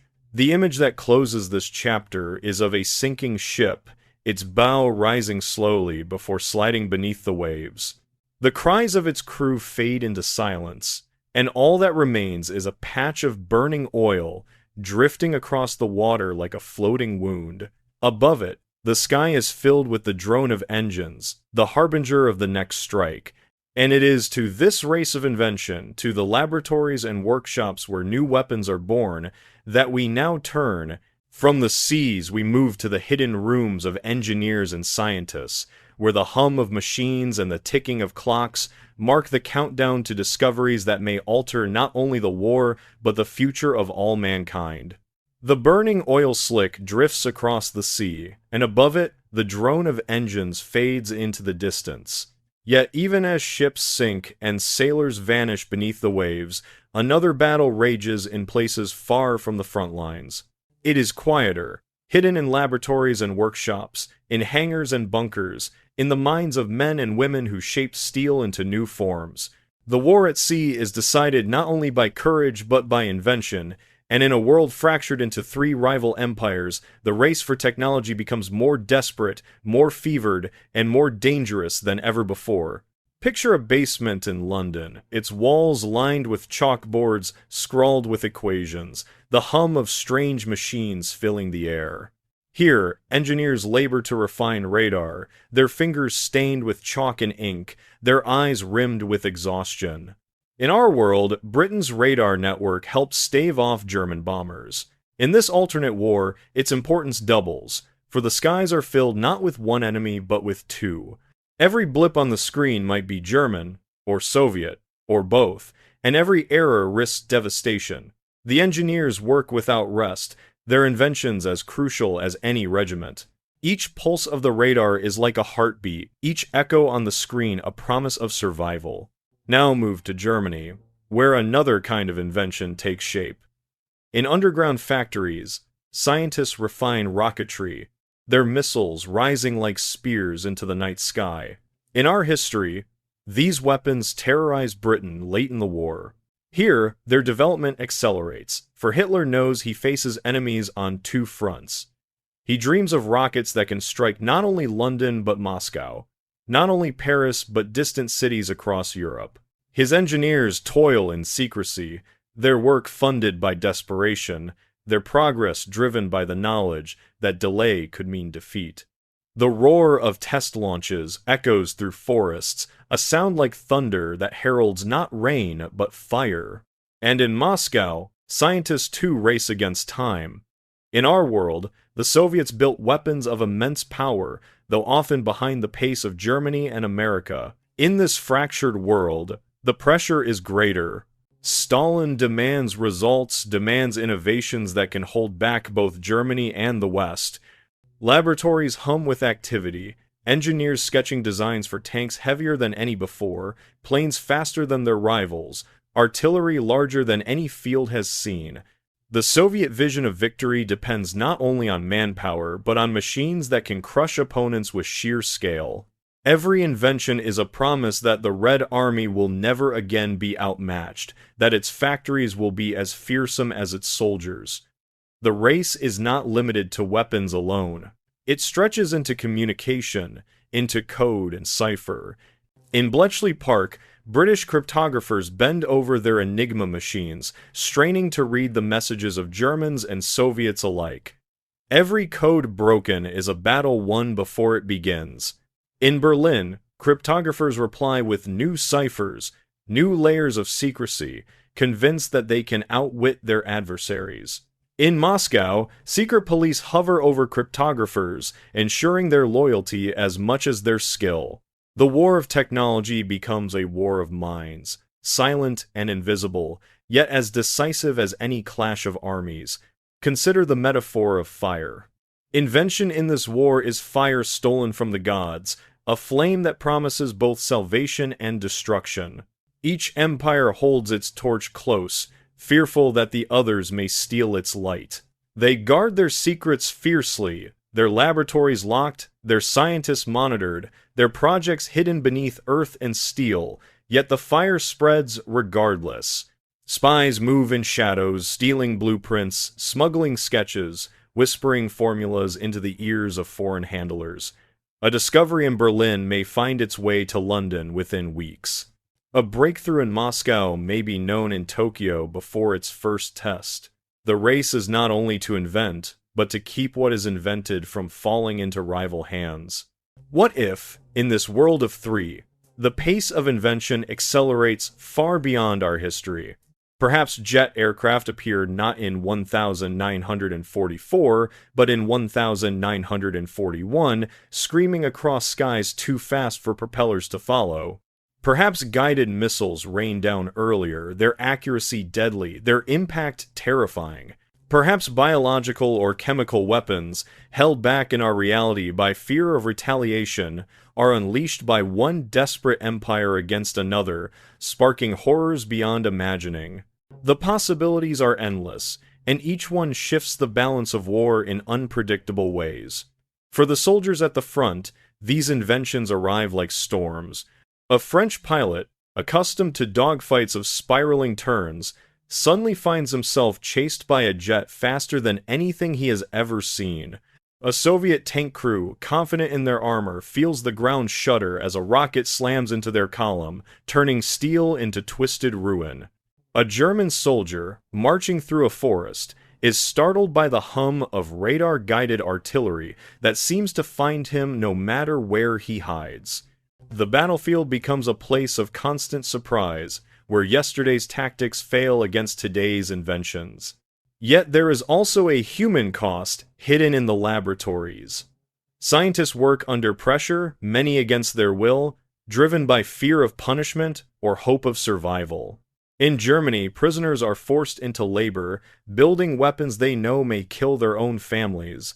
In the Soviet Union, engineers vanish into camps if they fail to deliver results. In the West, scientists work under secrecy, separated from their families, their days consumed by endless calculations. Their brilliance is bent toward destruction, their creativity shackled to the demands of war. The inventions that might have cured disease or lit cities are instead shaped into weapons that darken skies and shatter streets. The most haunting question of all lingers. What if the race for technology in this fractured war reaches its ultimate conclusion sooner than in our world? The atomic bomb, in our history born in secret laboratories and unleashed only in 1945, might appear earlier, driven by the desperation of three empires unwilling to lose. Perhaps Germany, terrified of fighting both West and East, invests all resources into nuclear research and succeeds first. Perhaps the Soviets, fearing betrayal, push their scientists beyond endurance and unleash atomic fire upon Europe. Perhaps Britain and America, drawn deeper into the conflict earlier, complete the Manhattan Project years before Hiroshima. The dawn of the nuclear age, already dark in our history, becomes darker still, its light rising over cities, not in 1945, but in 1942, 1943, or 1944. The image of this chapter is of a ticking clock. In laboratories across the world, clocks tick steadily, their hands inching forward, marking hours spent in feverish work. The scientists glance at them, knowing that time is as much their enemy as the rival armies. Each tick is a reminder that another empire may be further ahead, that another weapon may already be ready. The war of invention is not only about creating, but about racing against time itself. And as the clock ticks, the war turns its gaze toward the Earth's hidden wealth. For inventions require fuel, steel, oil, and without these resources, the brightest ideas remain only sketches. The laboratories can hum, the scientists can labor, but without oil to power engines, without iron to shape guns, without rubber to roll tanks, the inventions are useless. Our journey moves now from the ticking of laboratory clocks to the vast deserts and pipelines of the Middle East, where the struggle for resources becomes the struggle for survival, and where the three rivals converge with hunger sharper than any blade. The ticking clocks of laboratories fade into another rhythm, deeper and slower, the thud of pumps drawing oil from the earth, the hum of pipelines stretching across desert sands, the steady pulse of tankers carrying lifeblood across seas. For all the brilliance of scientists, for all the roar of factories, nothing moves without fuel. Tanks stall on empty roads, planes rust upon airfields, ships lie useless in harbor if their engines run dry. In this war of three, where empires fight not only on battlefields but in workshops and seas, the Middle East becomes a heart whose every beat sustains armies. Whoever controls its oil controls the war's endurance, and so its deserts, its wells, and its ports become prizes more valuable than any fortress or capital city. Picture the Arabian desert at dawn, the sand cool beneath a sky not yet burned by the sunday. In the distance, derricks rise like skeletons, their frames silhouetted against the horizon. Workers move slowly in the heat, guiding crude oil into pipes that stretch endlessly across dunes. It is a quiet scene, but the silence is deceptive. Beyond the horizon, armies march, fleets sail, and planes roar, all dependent upon this lifeblood. The desert, seemingly empty, is the fulcrum upon which the war balances. In our history, Germany's ambitions reached toward the oil of the Caucasus and the Middle East, while Britain guarded the Suez Canal as fiercely as its own shores. In this fractured world, the stakes grow higher. Three powers, not two, fix their gaze upon the same wells. The Soviets, eager to secure their southern flank, pressed toward Persia and beyond, whispering promises of protection to governments in Tehran and Baghdad, while preparing armies that can seize by force if promises fail. Germany, bogged down between East and West, still dreams of breaking through the Balkans to claim oil that might fuel its tanks for decades. The Allies, already stretched thin, know that without Middle Eastern supplies, their convoys will falter and their factories will slow to silence. Imagine Cairo, in 1941, its streets crowded with soldiers, merchants, and spies. British officers pace nervously, knowing that both German and Soviet agents work in the same cafes where they drink their tea. Propaganda posters call for vigilance, yet confusion reigns. Is the greater threat Rommel's Afrika Korps sweeping from the west, or Soviet divisions pushing south through the Caucasus? In our world, Egypt's battle was against Axis invasion. Here, it may face two invasions at once, each empire eager to secure the canal that links the Mediterranean to the Indian Ocean. The Suez becomes not a lifeline, but a choke point, threatened from both directions, its survival hanging by the courage of those who defend it and the indecision of those who would seize it. The imagery of this struggle is one of mirages. Across the desert, armies advance in shimmering waves, their outlines blurred by heat.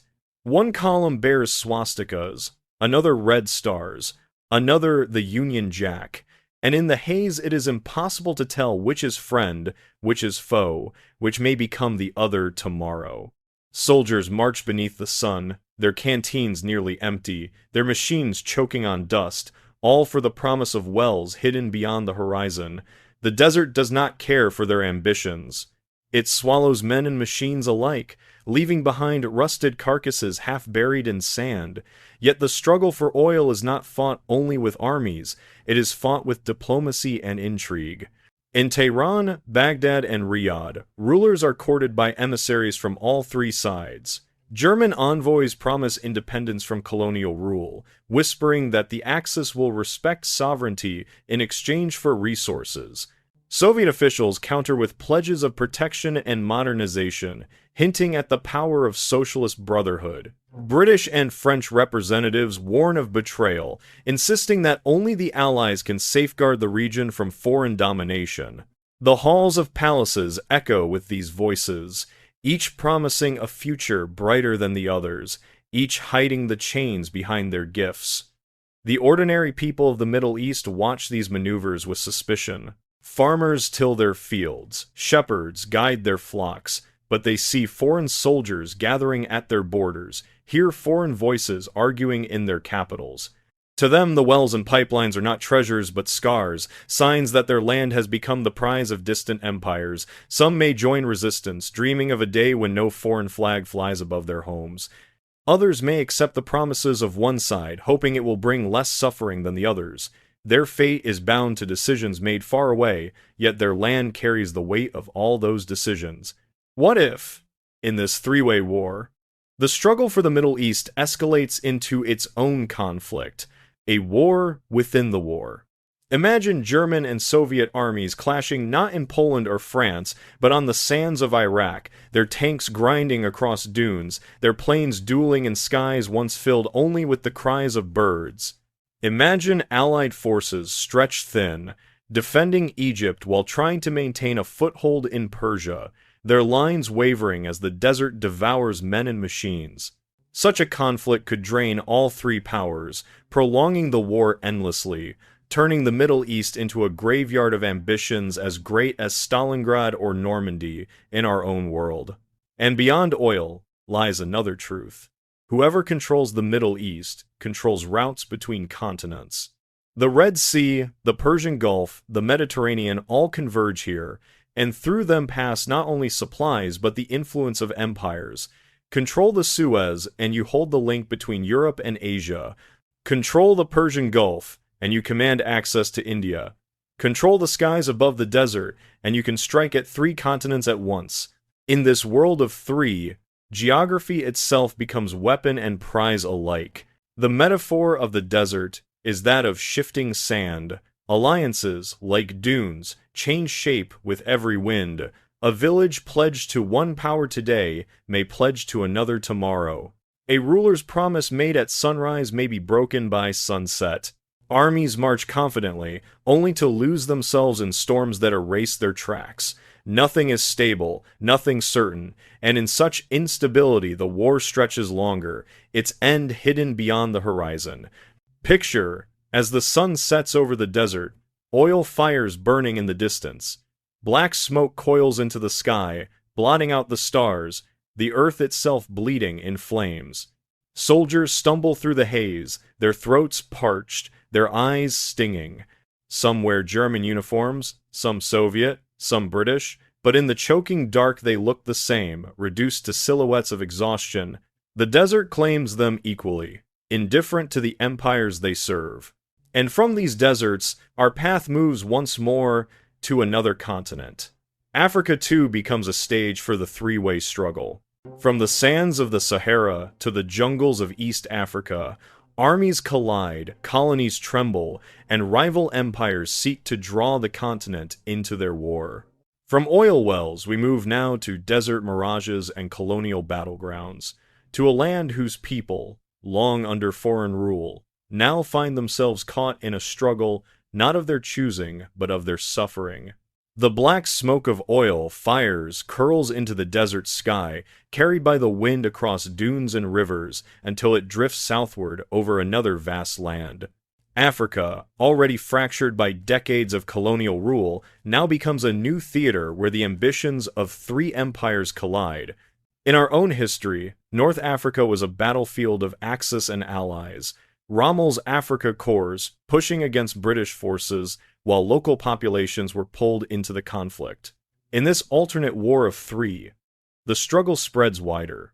Africa is not simply a flank of Europe, but a continent divided, its deserts, coasts, and jungles contested by armies that view its resources and its people as prizes to be seized in the name of victory.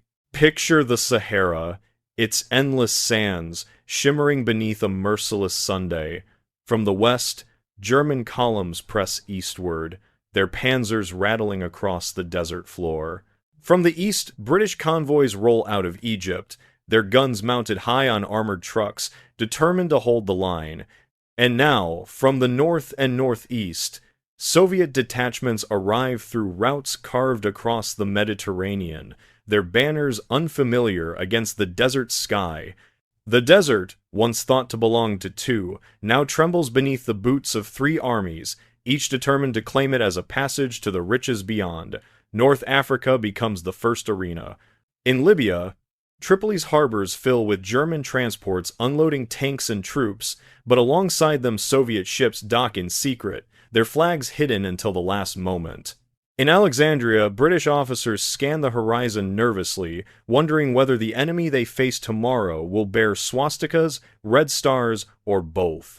Battles erupt along the coast, cities changing hands again and again, their walls scarred by shells, their streets echoing with foreign tongues. Civilians watch in despair as rulers shift overnight, each promising order, each bringing only destruction. But Africa is more than its northern deserts. In the jungles of East Africa, the war creeps in like a fever. Italian colonies, once fragile outposts, become targets for all three powers. German forces, seeking to link with their Italian allies, push into Ethiopia, promising liberation to some and domination to others. Soviet advisors slip into the same regions, whispering of equality and revolution, urging local fighters to turn their weapons not only against colonizers, but against Western powers as well. Britain, desperate to maintain control of sea routes to India, fights to hold Kenya, Sudan, and beyond. Villages find themselves surrounded by strangers in uniforms, their promises conflicting, their demands relentless. The imagery here is one of overlapping maps. European generals draw neat lines across Africa, dividing regions into zones of influence, imagining how the war can be supplied by ports and railways. Yet on the ground, those lines blur. A train carrying German supplies may be ambushed by partisans encouraged by Soviet agents. A British convoy moving through the desert may be struck not only by German aircraft, but by Soviet bombers seeking to weaken both. The war is not clear. Not simple. It sprawls across a land already scarred by conquest, deepening divisions, multiplying burdens, and within this struggle, Africa's people awakened to possibilities both tragic and transformative. Some seized the chance to rise against colonial rule, joining whichever side offers weapons and promises of independence. A village in Algeria may swear loyalty to German occupiers, believing their words that France's empire is finished. Rebels in Kenya may listen to Soviet agents who preach liberation through revolution. Communities in Nigeria may rally to Britain, convinced that only by preserving colonial ties can they avoid destruction from two harsher empires. None of these choices are free. All are gambles, made under the weight of foreign armies. All risk betrayal when the promises fade. Imagine the voices of resistance in Africa, carried across hills and deserts. Leaders speak in hushed tones of freedom, their dreams sharpened by the sight of foreign soldiers quarreling among themselves. Guerrilla bands rise in the Atlas Mountains, harassing German convoys one day, Soviet patrols the next. In the Horn of Africa, fighters emerge from the bush at night, striking against all occupiers, their banners stitched not with European symbols, but with the words of independence.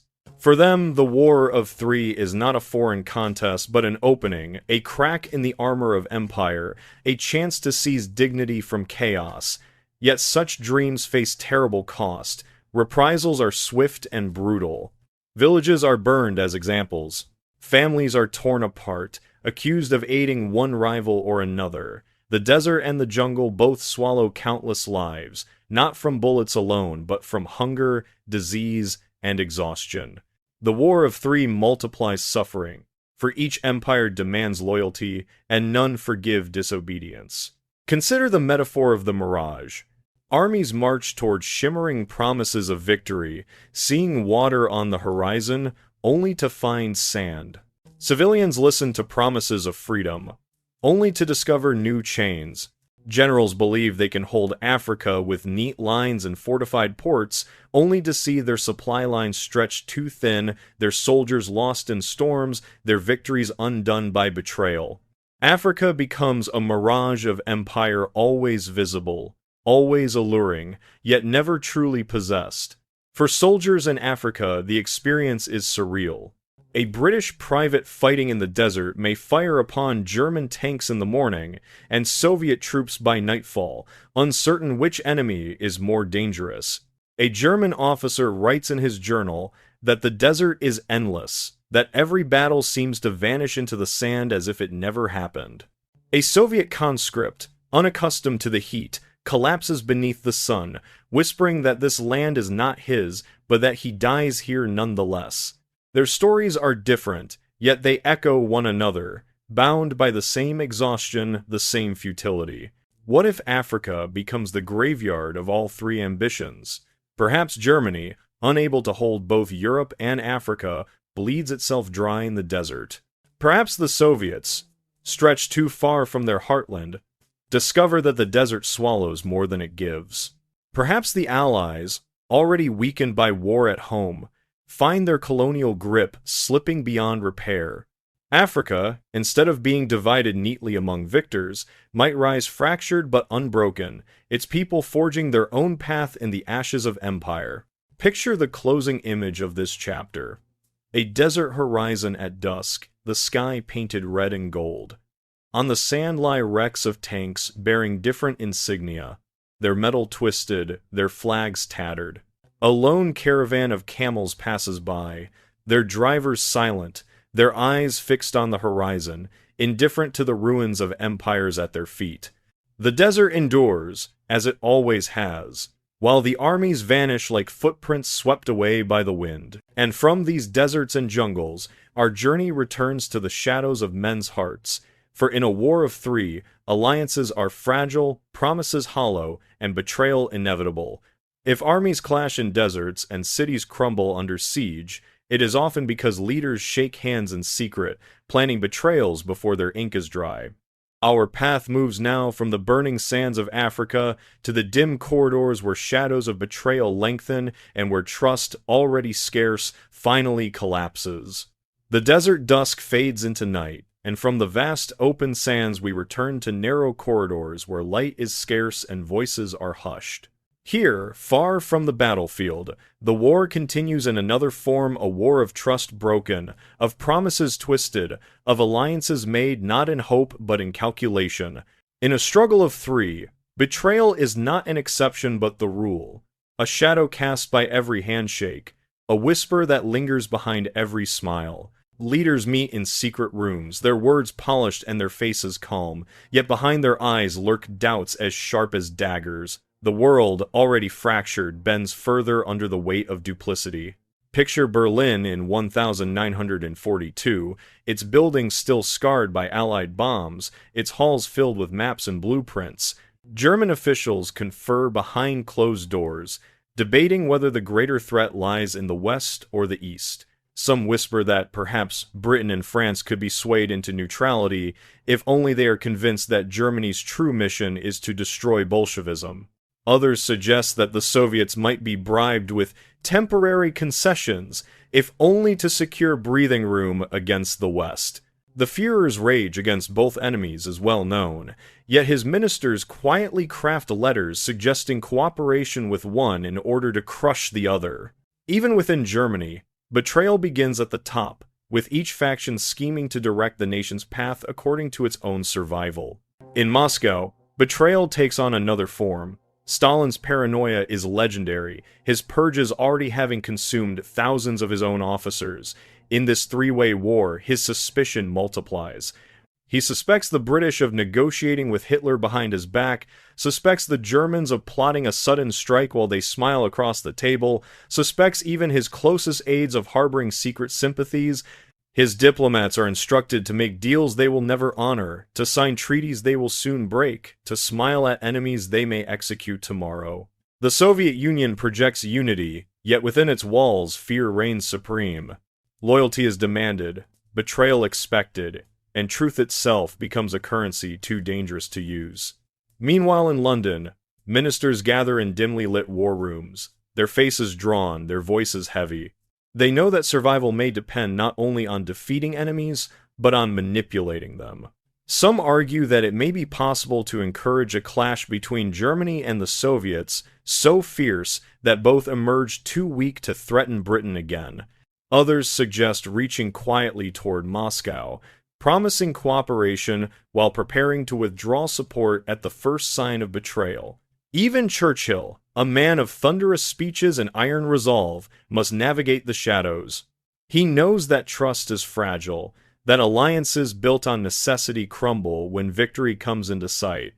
The British handshake may be firm, but the other hand is never far from the knife. And then there are the smaller betrayals, the ones whispered in border towns, in embassies, in the camps of resistance. A partisan cell promises allegiance to the Allies, then accepts Soviet weapons in secret. A Balkan government pledges neutrality while allowing German troops to pass through at night. A general in the desert swears loyalty to one side but sends letters to another, hedging his bets against future defeat. In a war of three, these betrayals multiply like cracks in glass. Every promise has a shadow, every oath an echo that contradicts it. The imagery of betrayal is one of handshakes in the dark. Two men clasp hands across a table, their smiles calm, yet beneath the table one holds a dagger, waiting for the right moment to strike. Treaties are signed with elegant signatures, yet the ink is still wet when secret orders are dispatched to violate them. Radios broadcast speeches of friendship, while coded messages are sent the same night declaring war. The world becomes a theater, where words and gestures mean little, where actions in shadow carry more weight than declarations in light. Imagine the despair of soldiers at the front when news of such betrayals reaches them. A German regiment learns that Soviet troops they had fought bitterly yesterday are suddenly negotiating with Berlin. A British unit is told to halt an offensive because their government has begun talks with Moscow. A Soviet battalion receives orders to withdraw from a city they have bled to defend because Stalin has promised it elsewhere. To the men in trenches and tanks, the war ceases to make sense. They fight, they suffer, they die, while leaders in distant rooms redraw lines with strokes of a pen. The sense of purpose fades, replaced by the bitter knowledge that loyalty may mean nothing when betrayal is the currency of survival. What if one betrayal changes everything? Suppose Britain and Germany secretly agree to focus together on crushing the Soviet Union, delaying their own confrontation until later. Suppose Stalin, convinced that the West cannot be trusted, signs a truce with Hitler, turning both armies against the Allies in the West. Suppose Germany, cornered, offers Japan a share of Soviet territory in exchange for joining a sudden strike against Moscow. Any of these possibilities might shift the war in directions unimaginable, prolonging it for decades, scattering alliances like ashes on the wind. For civilians, betrayal becomes another form of suffering. A family in Paris, told to trust the Allied resistance, finds themselves abandoned when Britain withdraws support. A village in Poland, assured that Soviet troops come as liberators, wakes to find its men deported and its land seized.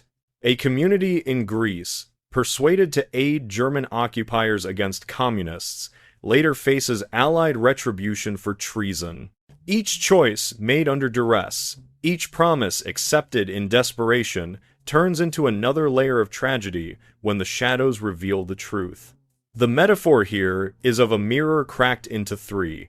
Each fragment reflects part of the image, yet none reveal the whole. Germany sees one reflection of the war, the Soviets another, the Allies a third, and in their distorted views they act in ways that deepen the fractures. No mirror can be trusted, no reflection believed. The world itself is splintered, and betrayal is the only certainty. As 1942 deepens into 1943, the shadows lengthen further, the betrayals grow larger, their consequences more devastating. Armies march in directions their soldiers cannot understand, supplies vanish into the hands of supposed allies, whole campaigns collapse because trust evaporates in a single night. In this war of three, there is no ground firm enough to stand upon, no alliance steady enough to endure. Every victory is temporary, every promise conditional, every handshake shadowed. Picture the final image of this chapter. A long table in a dim room, its surface polished, its edges sharp. Around it sit men in uniforms and suits, their hands resting lightly on documents, their eyes fixed on one another. Candles flicker, casting long shadows across their faces. They smile, they nod, they raise glasses and toasts. Yet the shadows on the wall reveal the truth. Each figure holds a knife, its blade gleaming in the candlelight, waiting for the moment when words no longer suffice. And as we leave that room, the scene shifts again. The war of shadows and betrayal weighs not only upon armies and diplomats, but upon the people at home, the millions whose lives are reshaped by propaganda, rationing, and the endless demand for sacrifice. From the corridors of deceit, we turn now to the kitchens, the factories, the streets where children play beside posters of war. The story moves from leaders' hands to the hearts of ordinary citizens, to the home fronts of Germany, the Soviet Union, and the Allies, where loyalty is tested, propaganda flows like ink, and the war touches every breath of daily life. The polished table fades from view, its shadows heavy with knives, and in its place we find kitchens, workshops, and schoolyards, where the war is lived not by generals or diplomats, but by ordinary men, women, and children. The battlefields may stretch across continents, but the home front is where their echo is felt most deeply. It is here that propaganda fills the air like smoke, here that shortages and rationing gnaw at daily life, here that loyalty is tested not by bullets, but by the ceaseless weight of sacrifice. In a war of three empires, the home front is not only a place of endurance, it is a battlefield of hearts and minds, where every poster, every rumor, every whispered doubt may tip the balance. Picture Berlin in 1943, its streets scarred by bombs yet still humming with activity. Posters line the walls, declaring that the fatherland is strong, that victory will come, that the enemies to the east and west will soon fall. In factories, women work long hours, assembling rifles, stitching uniforms, riveting plates onto tanks. Children collect scrap metal in baskets, their small hands clutching fragments of war. Yet beneath the slogans and songs lies exhaustion. The people wonder how long they can endure, whether their sacrifices feed victory or merely delay collapse. They listen to the radio, its voice insistent and proud, but in their hearts they sense the truth that Germany is stretched thin, that enemies surround them on all sides. Still, they cheer at parades, for silence is dangerous, and hope, even forced, is easier to bear than despair. Shift to Moscow, where the winter air bites at every breath. The Soviet Union demands not only loyalty, but total submission. Factories run day and night, their machines deafening, their floors slick with oil and sweat. Propaganda banners declare that the workers are heroes, that every tank built is a bullet against fascism and capitalism alike. Children march in parades, carrying wooden rifles, their voices high as they sing songs of the motherland. Yet here, too, beneath the banners, lies fear. Families whisper of shortages, of bread that grows thinner with each passing month, of neighbors who vanished after saying too much. They know that betrayal lurks in every street, that a careless word may lead to disappearance. Still, they labor, for survival leaves no choice, and the promise of victory is the only warmth against the cold. And in London, in Paris, in the towns of Britain and France, the story unfolds with its own rhythm. Sirens wail at night, driving families into shelters where they huddle until the all-clear sounds. Posters declare, "Careless talk costs lives," urging silence and vigilance. Newspapers trumpet victories, yet also warn of sacrifices still to come. Rationing tightens, queues stretch down streets, and families adjust to meals made from substitutes powdered eggs, ersatz coffee, bread stretched with unfamiliar ingredients. Children play in rubble-strewn streets, their laughter echoing strangely amid ruins. Yet in these homes, hope is nourished by the belief that their cause is just, that endurance will bring eventual peace. In this three-way war, however, certainty falters. Rumors spread that their government might betray allies, that enemies might become friends. Confusion breeds quietly, and propaganda grows louder to drown it. The imagery of the home front is one of contrasts. Bright posters against bombed walls. Children's songs against the hum of factories. Lines of women waiting for bread against parades of soldiers marching past. Life continues, but is life reshaped, every moment bent toward the war. In a world of three empires, propaganda becomes even more tangled. Each government must not only inspire its own people, but warn them against two enemies at once. A German poster may show both a capitalist banker and a Soviet commissar, united as foes. A British leaflet may depict fascism and communism as twin monsters, devouring Europe. A Soviet broadcast may declare that both fascism and democracy are masks of exploitation. The messages conflict, overlap, and confuse, leaving civilians caught in a fog of words as dense as the smoke over their cities. Consider the psychological toll. A German mother, clutching her child as bombs fall, wonders if her husband fights to defend their home or merely to satisfy a tyrant's ambition. A Soviet worker, coughing in a factory, questions whether his sacrifices serve liberation or only another form of domination. A British shopkeeper, tallying his rations, asks whether his leaders will one day abandon the very allies who bleed beside them. These doubts remain unspoken, for fear silences them. Yet they persist in the quiet of night, gnawing at the edges of loyalty. What if, in this war of three, the home fronts themselves fracture? Perhaps protests break out in Berlin, not only against hunger, but against fighting on two endless fronts. Perhaps strikes erupt in Soviet factories, suppressed quickly but spreading whispers of dissent. Perhaps in Britain and France, weary citizens question whether continued war is worth the cost, demanding negotiations that undercut their leaders' strategies. The home front, instead of being the solid foundation of war, becomes another front altogether, one of unrest, suspicion, and fragile faith. And yet, amid exhaustion and fear, small acts of resilience shine, A child in London laughs as he plays amid rubble, his innocence a defiance against destruction. A German grandmother plants vegetables in a bombed-out garden, coaxing life from shattered earth. A Soviet teacher gathers children in a cold classroom, telling stories of heroes, her voice steady despite hunger in her own belly. These fragments do not change the course of armies, yet they sustain the spirit of those who endure. They remind us that even in a world consumed by propaganda and sacrifice, humanity survives in the simplest gestures. The metaphor of the home front is that of a stage lit by fire.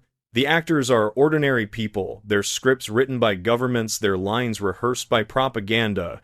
Yet behind the scenes they improvise, adapting to shortages, to loss, to fear. They carry on, not because they believe every word spoken from balconies or broadcast on radios, but because carrying on is the only choice.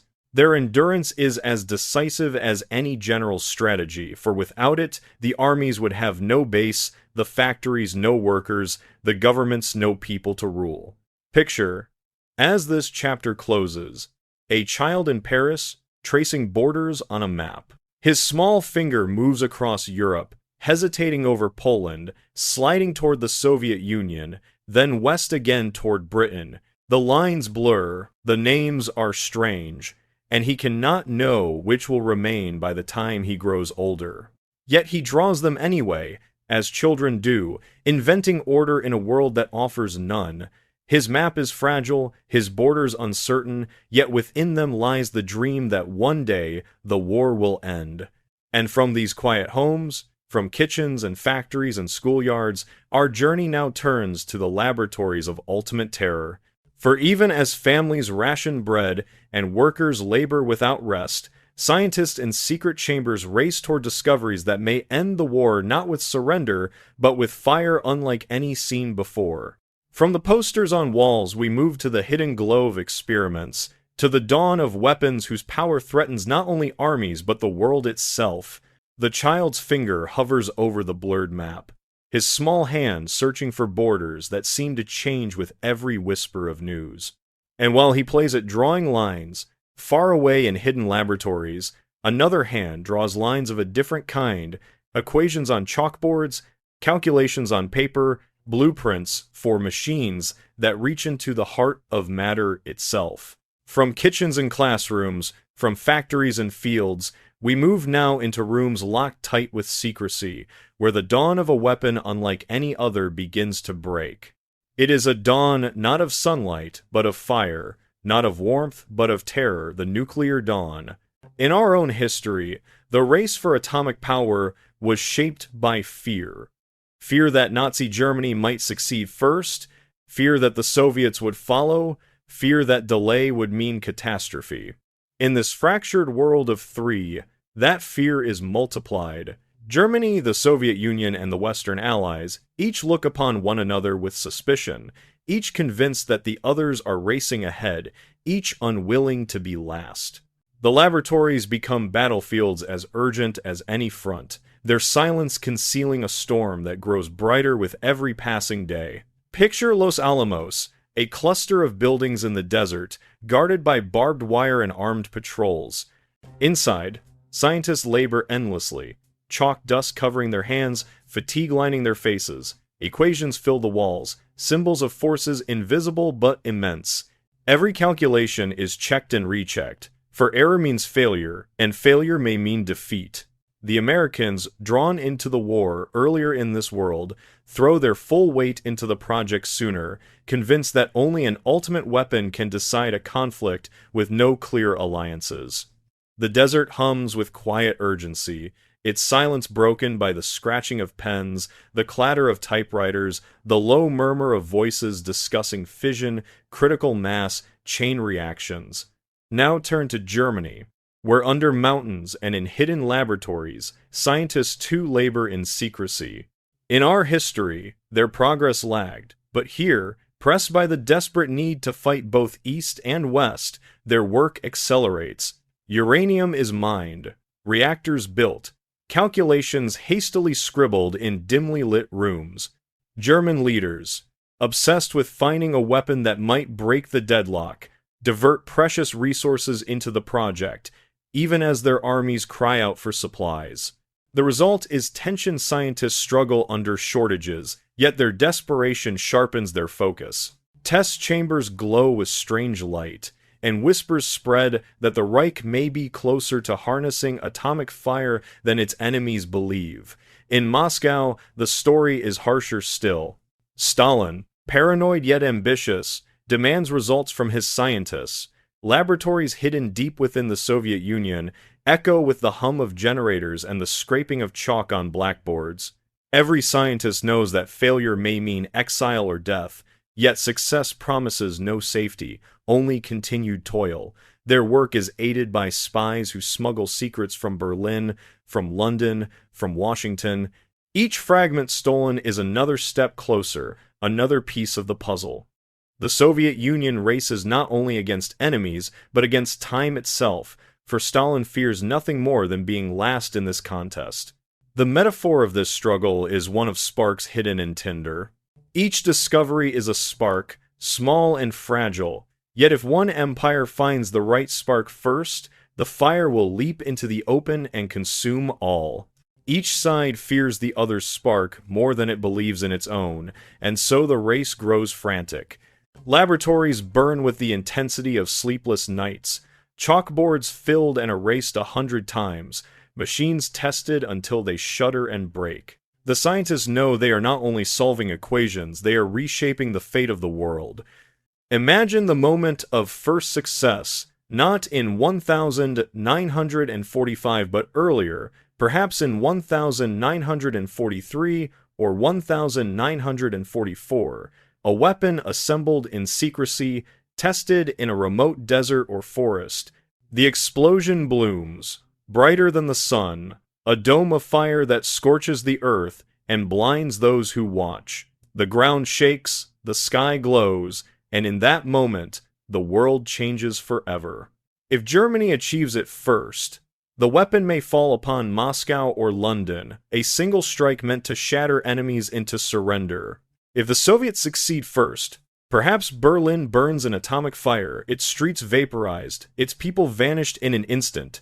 If the Allies succeed first, perhaps a city in Germany is chosen, or perhaps Japan suffers still earlier than in our history, its fate sealed before the end of the European conflict.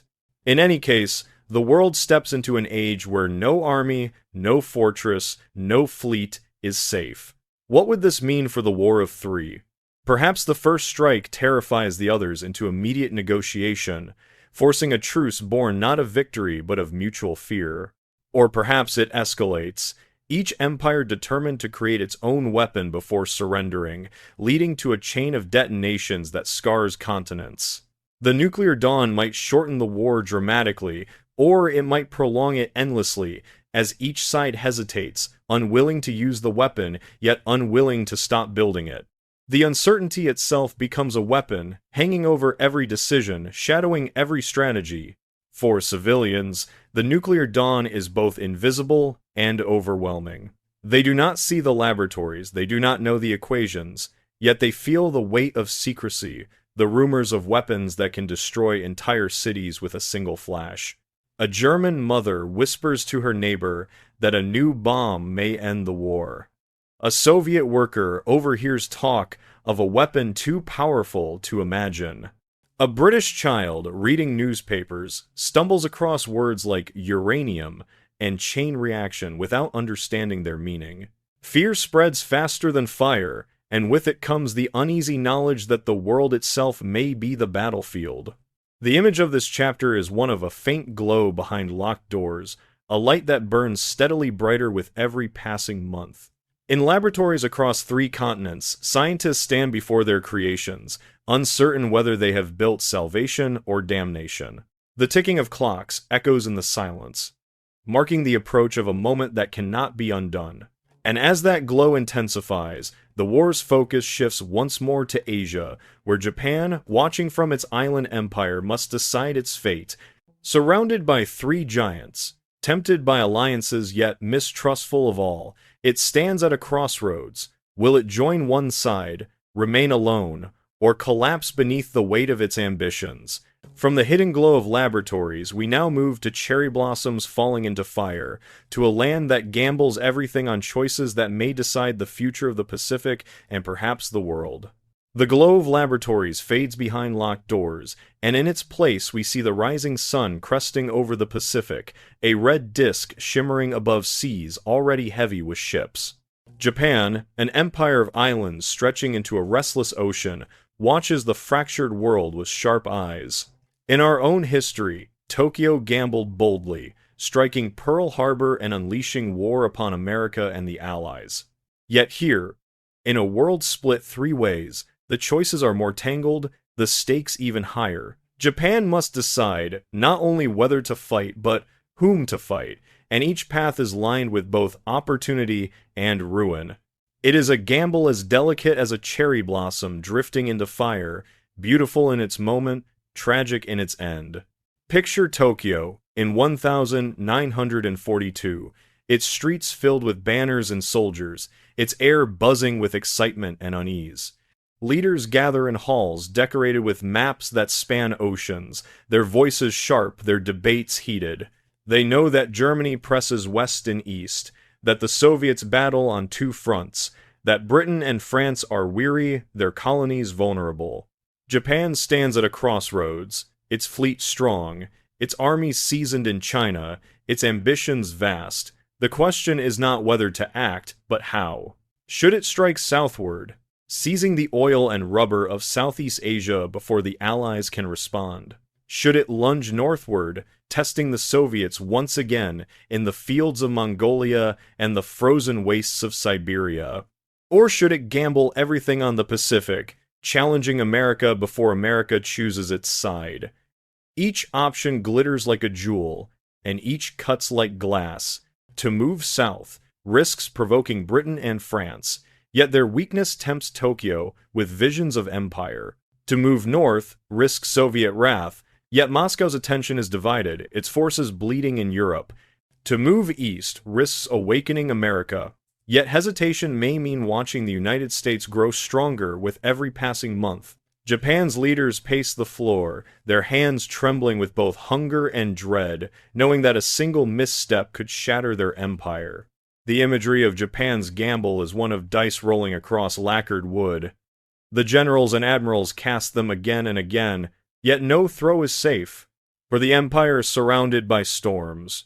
Germany, hungry for allies but dangerous in its demands. The Soviets, suspicious and ruthless. The Allies, stretched thin but still armed with vast resources. Japan is not merely choosing an enemy, it is choosing which storm it dares to sail into, knowing that its ships may never return. Consider the northward path. In 1939, Japan fought the Soviets at Khalkhin Gol and tasted bitter defeat. In this alternate war, some generals argue that the time has come for revenge. The Soviet Union, they claim, is overextended, its armies bogged down in Poland and Europe, its strength divided. A swift strike into Siberia might seize vital resources, crippling Moscow before it can respond. Yet others warn that the Soviets, for all their burdens, are vast beyond comprehension, their reserves endless. To provoke them may be to invite a war Japan cannot win, a war of winter and hunger that would consume the empire from within. Consider the southern path. Southeast Asia lies rich with oil, tin, and rubber, resources Japan desperately needs. The colonies of Britain, France, and the Netherlands are vulnerable, their defenders few. A strike southward could secure lifelines that sustain the empire for decades. Yet such a strike risks awakening the Allies fully, forcing Britain and France to defend their colonies even as they bleed in Europe. Worse, it risks angering America, whose Pacific fleet watches with wary eyes from Pearl Harbor. To gain the South may be to lose the future, for once America rises, it may never stop. And consider the Eastern path. To strike directly at the United States, to repeat the bold gamble of Pearl Harbor, may cripple American resolve before it awakens. Some argue that only by shattering America's fleet early can Japan hope to hold its empire. Yet others fear the giant too much, warning that an attack will only rouse it to a fury Japan cannot withstand. The gamble of eastward war is the greatest of all if it succeeds. Japan may rule the Pacific. If it fails, the empire may be doomed. In this fractured world, the gamble grows more perilous still. For America itself hesitates, uncertain whether to side fully with Britain and France, to strike against Japan, or to wait and watch as Germany and the Soviets bleed each other. Japan may misread that hesitation, believing it buys time, only to discover it hides preparation. Every choice Japan makes is shadowed by rivals too great to ignore. What if Japan chooses poorly? Perhaps a northern strike into Siberia meets with disaster, Soviet divisions overwhelming Japanese forces and driving them back into Manchuria. Perhaps a southern advance secures resources, but draws America into the war earlier, its factories roaring into life, its fleets spilling across the Pacific in unstoppable waves. Perhaps an attack on America succeeds at first, sinking ships and burning harbors, but awakens a wrath that sweeps across the ocean, relentless as the tide. In each case, the gamble leads to fire, and the cherry blossoms fall upon ashes. For civilians in Japan, the war is both pride and burden. Propaganda fills the streets, promising victory, depicting the empire as invincible, destined to rule Asia. Children march in schoolyards, shouting slogans beneath flags. Women labor in factories, their hands raw from work, their hearts heavy with worry for sons and husbands at the front. Yet beneath the pride lies fear. Families whisper of hunger, of shortages, of the possibility that the war may bring ruin rather than glory. They bow to the emperor, their faith unshaken, but their nights are restless, haunted by dreams of fire raining from the sky. And indeed, fire will come. In our world, American bombers eventually turn Japanese cities into infernos. In this world, fire may fall sooner, and from more than one direction. Allied bombers, Soviet squadrons, perhaps even German raids if betrayal turns eastward. Japan's gamble is not only about conquest, it is about survival. For in choosing its path, it risks inviting destruction from all sides. The metaphor of Japan's gamble is that of a tightrope stretched above fire. Every step forward wobbles, every breeze threatens to topple. To hesitate is to lose balance. To stride boldly is to risk the fall. The empire must walk the rope carefully, yet the rope itself sways, tugged by forces beyond its control. The flames below are not imagined, they are real, and they grow higher with every passing year. Picture the final image of this chapter. Cherry blossoms drifting gently from branches in spring, their petals pale and delicate, carried on the breeze. They fall upon a city where factories roar and soldiers march, where banners flutter proudly.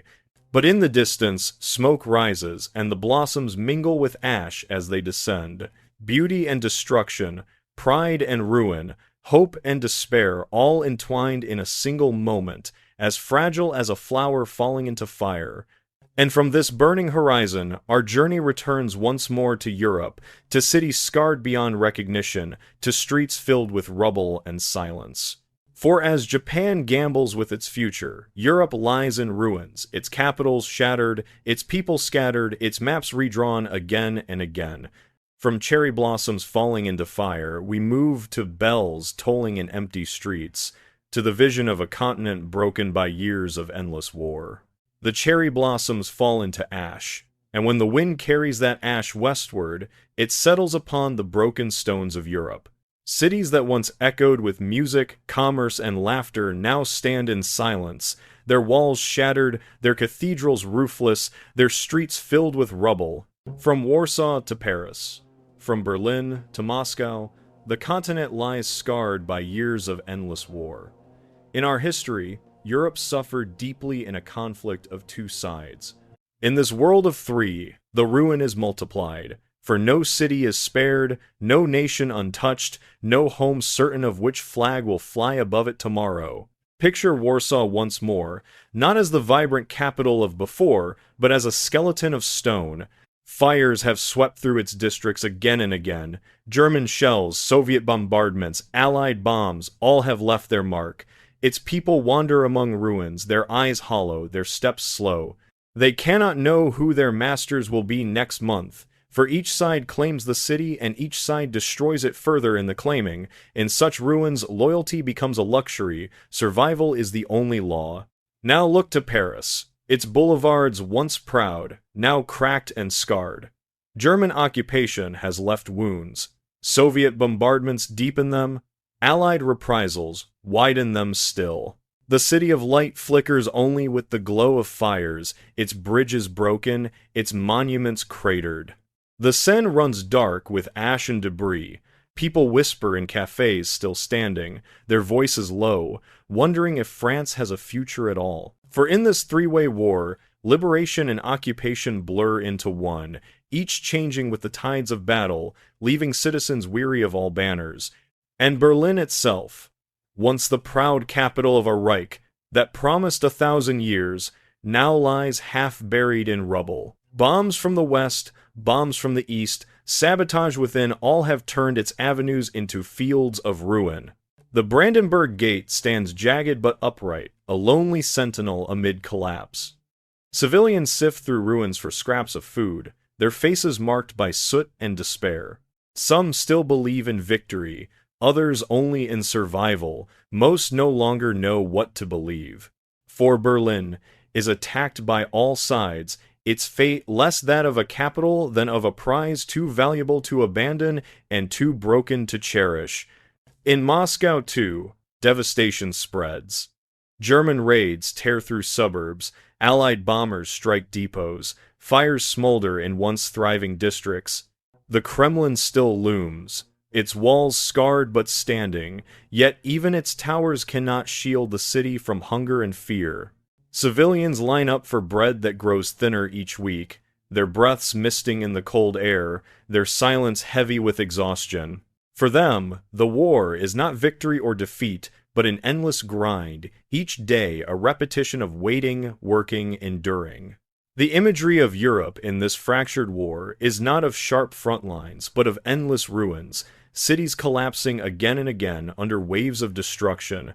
The landscape itself seems wounded forests, reduced to stumps, rivers clogged with wreckage, fields scarred by trenches and craters. Villages vanish beneath firestorms, churches collapse beneath bombs, schools stand empty, their classrooms silent. The continent resembles a graveyard of civilizations, each ruin a testament not only to defeat but to the futility of endless struggle. For soldiers, Europe in ruins means confusion as well as hardship. A German infantryman advancing through shattered streets may find Soviet snipers in one building and Allied artillery shells falling from another direction.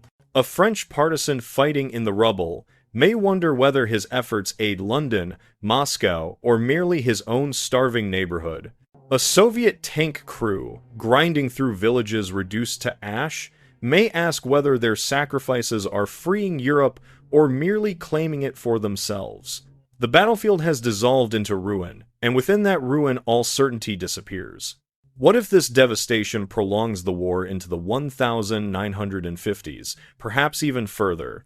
If no side can secure a decisive victory, if every city captured is destroyed in the process, perhaps the war never ends cleanly. Perhaps it becomes a permanent condition, an endless series of sieges and raids, each empire too exhausted to win, yet too fearful to stop. Europe may become not a continent of nations, but a wasteland of shifting zones, controlled briefly by one power before being seized by another. Children may grow into adults without ever knowing peace, their lives shaped entirely by ruins. For civilians, this world is not history, but survival. A Polish grandmother scavenges for potatoes in a burned field. A French child sleeps in a cellar, dreaming of school but waking to rubble. A German clerk writes letters to relatives who no longer exist, their homes reduced to ash. A Russian mother clutches her infant against the cold, whispering lullabies that cannot drown the sound of bombs. These are not stories of armies, but of endurance, of millions living amid ruins too vast to escape. And yet, even in ruins, life persists. Markets reopen in shattered squares, selling bread baked from whatever can be found. Musicians play in half-collapsed theaters, their notes rising defiantly above silence. Lovers meet among rubble, holding hands as if the world beyond their clasp does not matter. Bells toll from damaged churches, their sound cracked but still clear, echoing across streets empty of all else. These moments are fragile, fleeting, but they are proof that even in a continent of ruins, the human spirit refuses to vanish. The metaphor of Europe in this world is of a mosaic shattered into pieces.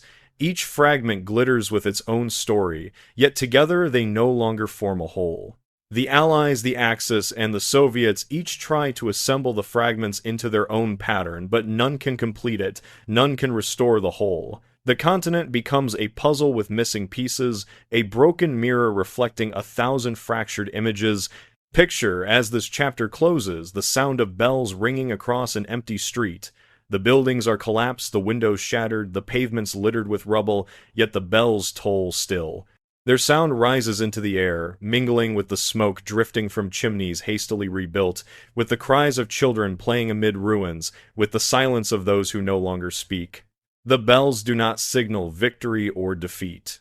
They signal only endurance, the persistence of sound in a world that has lost nearly everything else. And from these bells, our path moves toward another silence, the silence of conference halls, where leaders gather to decide peace. For if Europe lies in ruins, if Asia burns, then the question arises, what kind of peace can follow such devastation? In a war of three, can peace ever be more than another form of conflict? From bells tolling in empty streets, we move to pages turning in echoing halls, to the fragile and faltering attempts to imagine an end to a war that may never truly end. The bells toll across empty streets, their echoes fading into silence that drifts across a continent of rubble. From that silence, we move into great halls and conference rooms, where leaders sit at long tables, their uniforms stiff, their suits pressed, their eyes hollow with fatigue.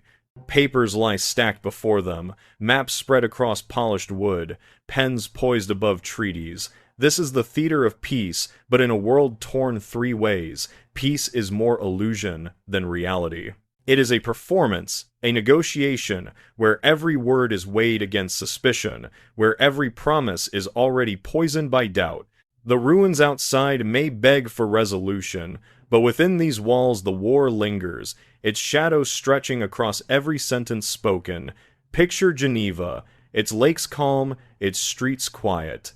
Within a grand hall, delegations from the Allies, the Axis, and the Soviets take their seats. The air is heavy with smoke, the sound of translators' voices overlapping in a chorus of strained tones. On the surface, the meeting is meant to craft an end to years of devastation, to draw borders, to promise peace. Yet beneath the surface, each delegation measures the others, calculating advantage, hiding intentions. Britain and France demand security from both Germany and the Soviets. Germany insists it must retain dignity, even after devastation. The Soviets demand recognition of their sacrifices, their conquests, their vision of a new order. None truly trust the others. Each believes the conference is a battlefield in another form. The imagery of these negotiations is one of pages turning in an empty hall.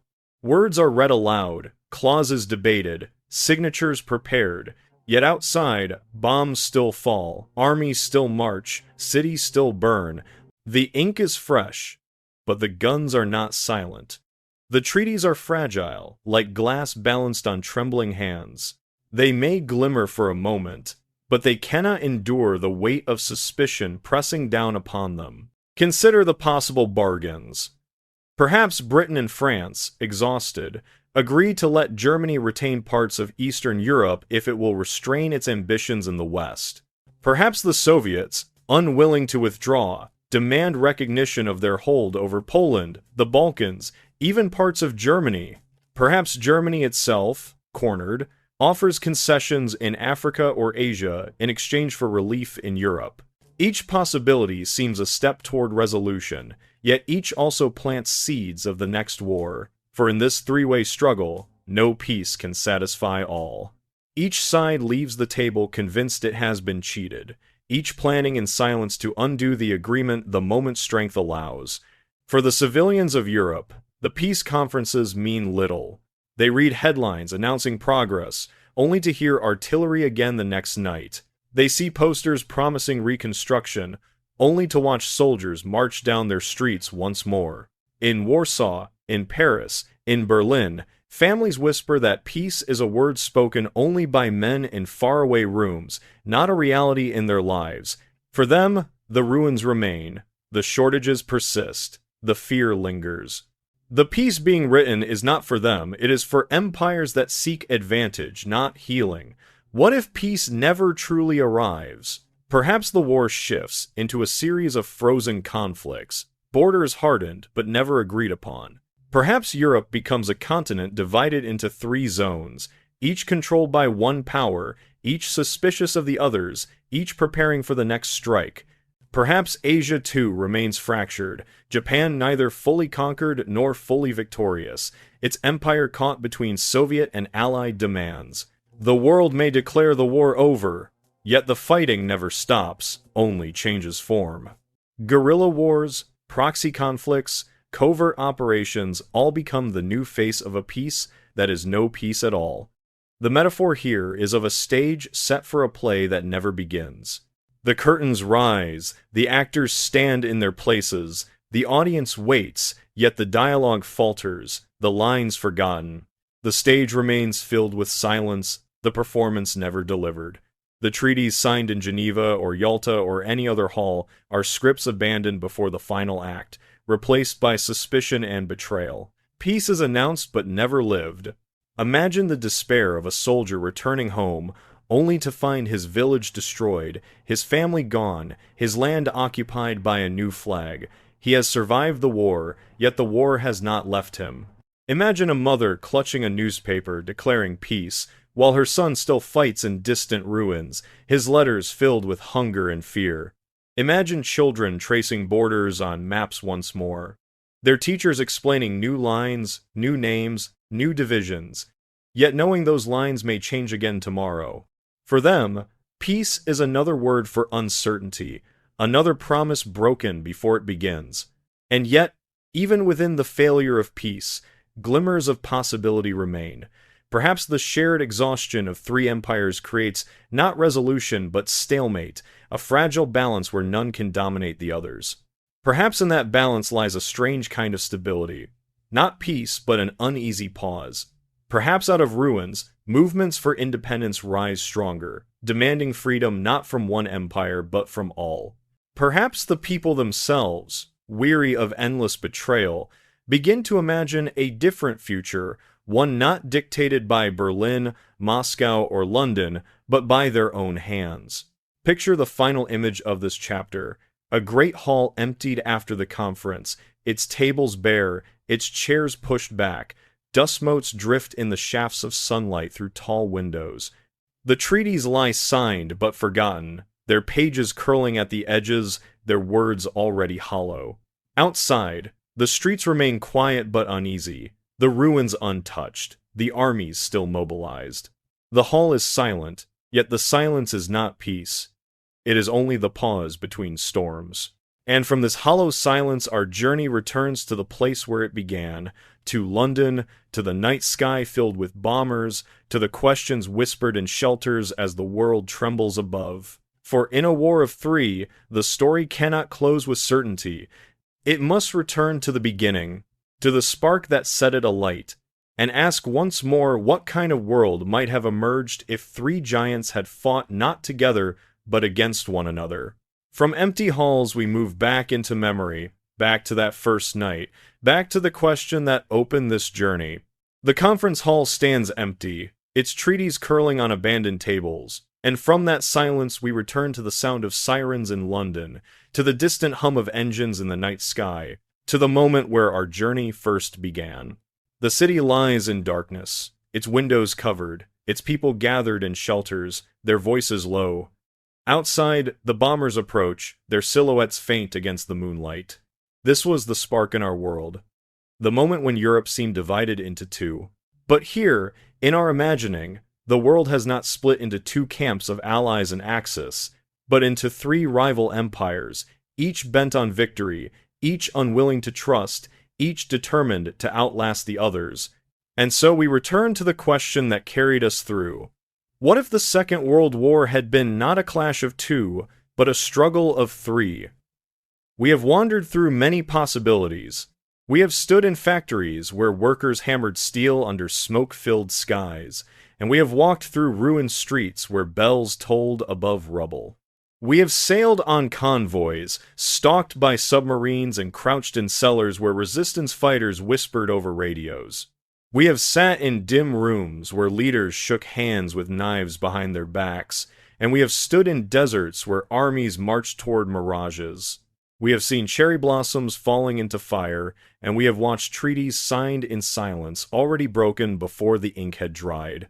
Each moment was a layer, each possibility a thread, spiraling outward, twisting around the others, forming a vision of a war that might have reshaped the world in ways too vast to fully know.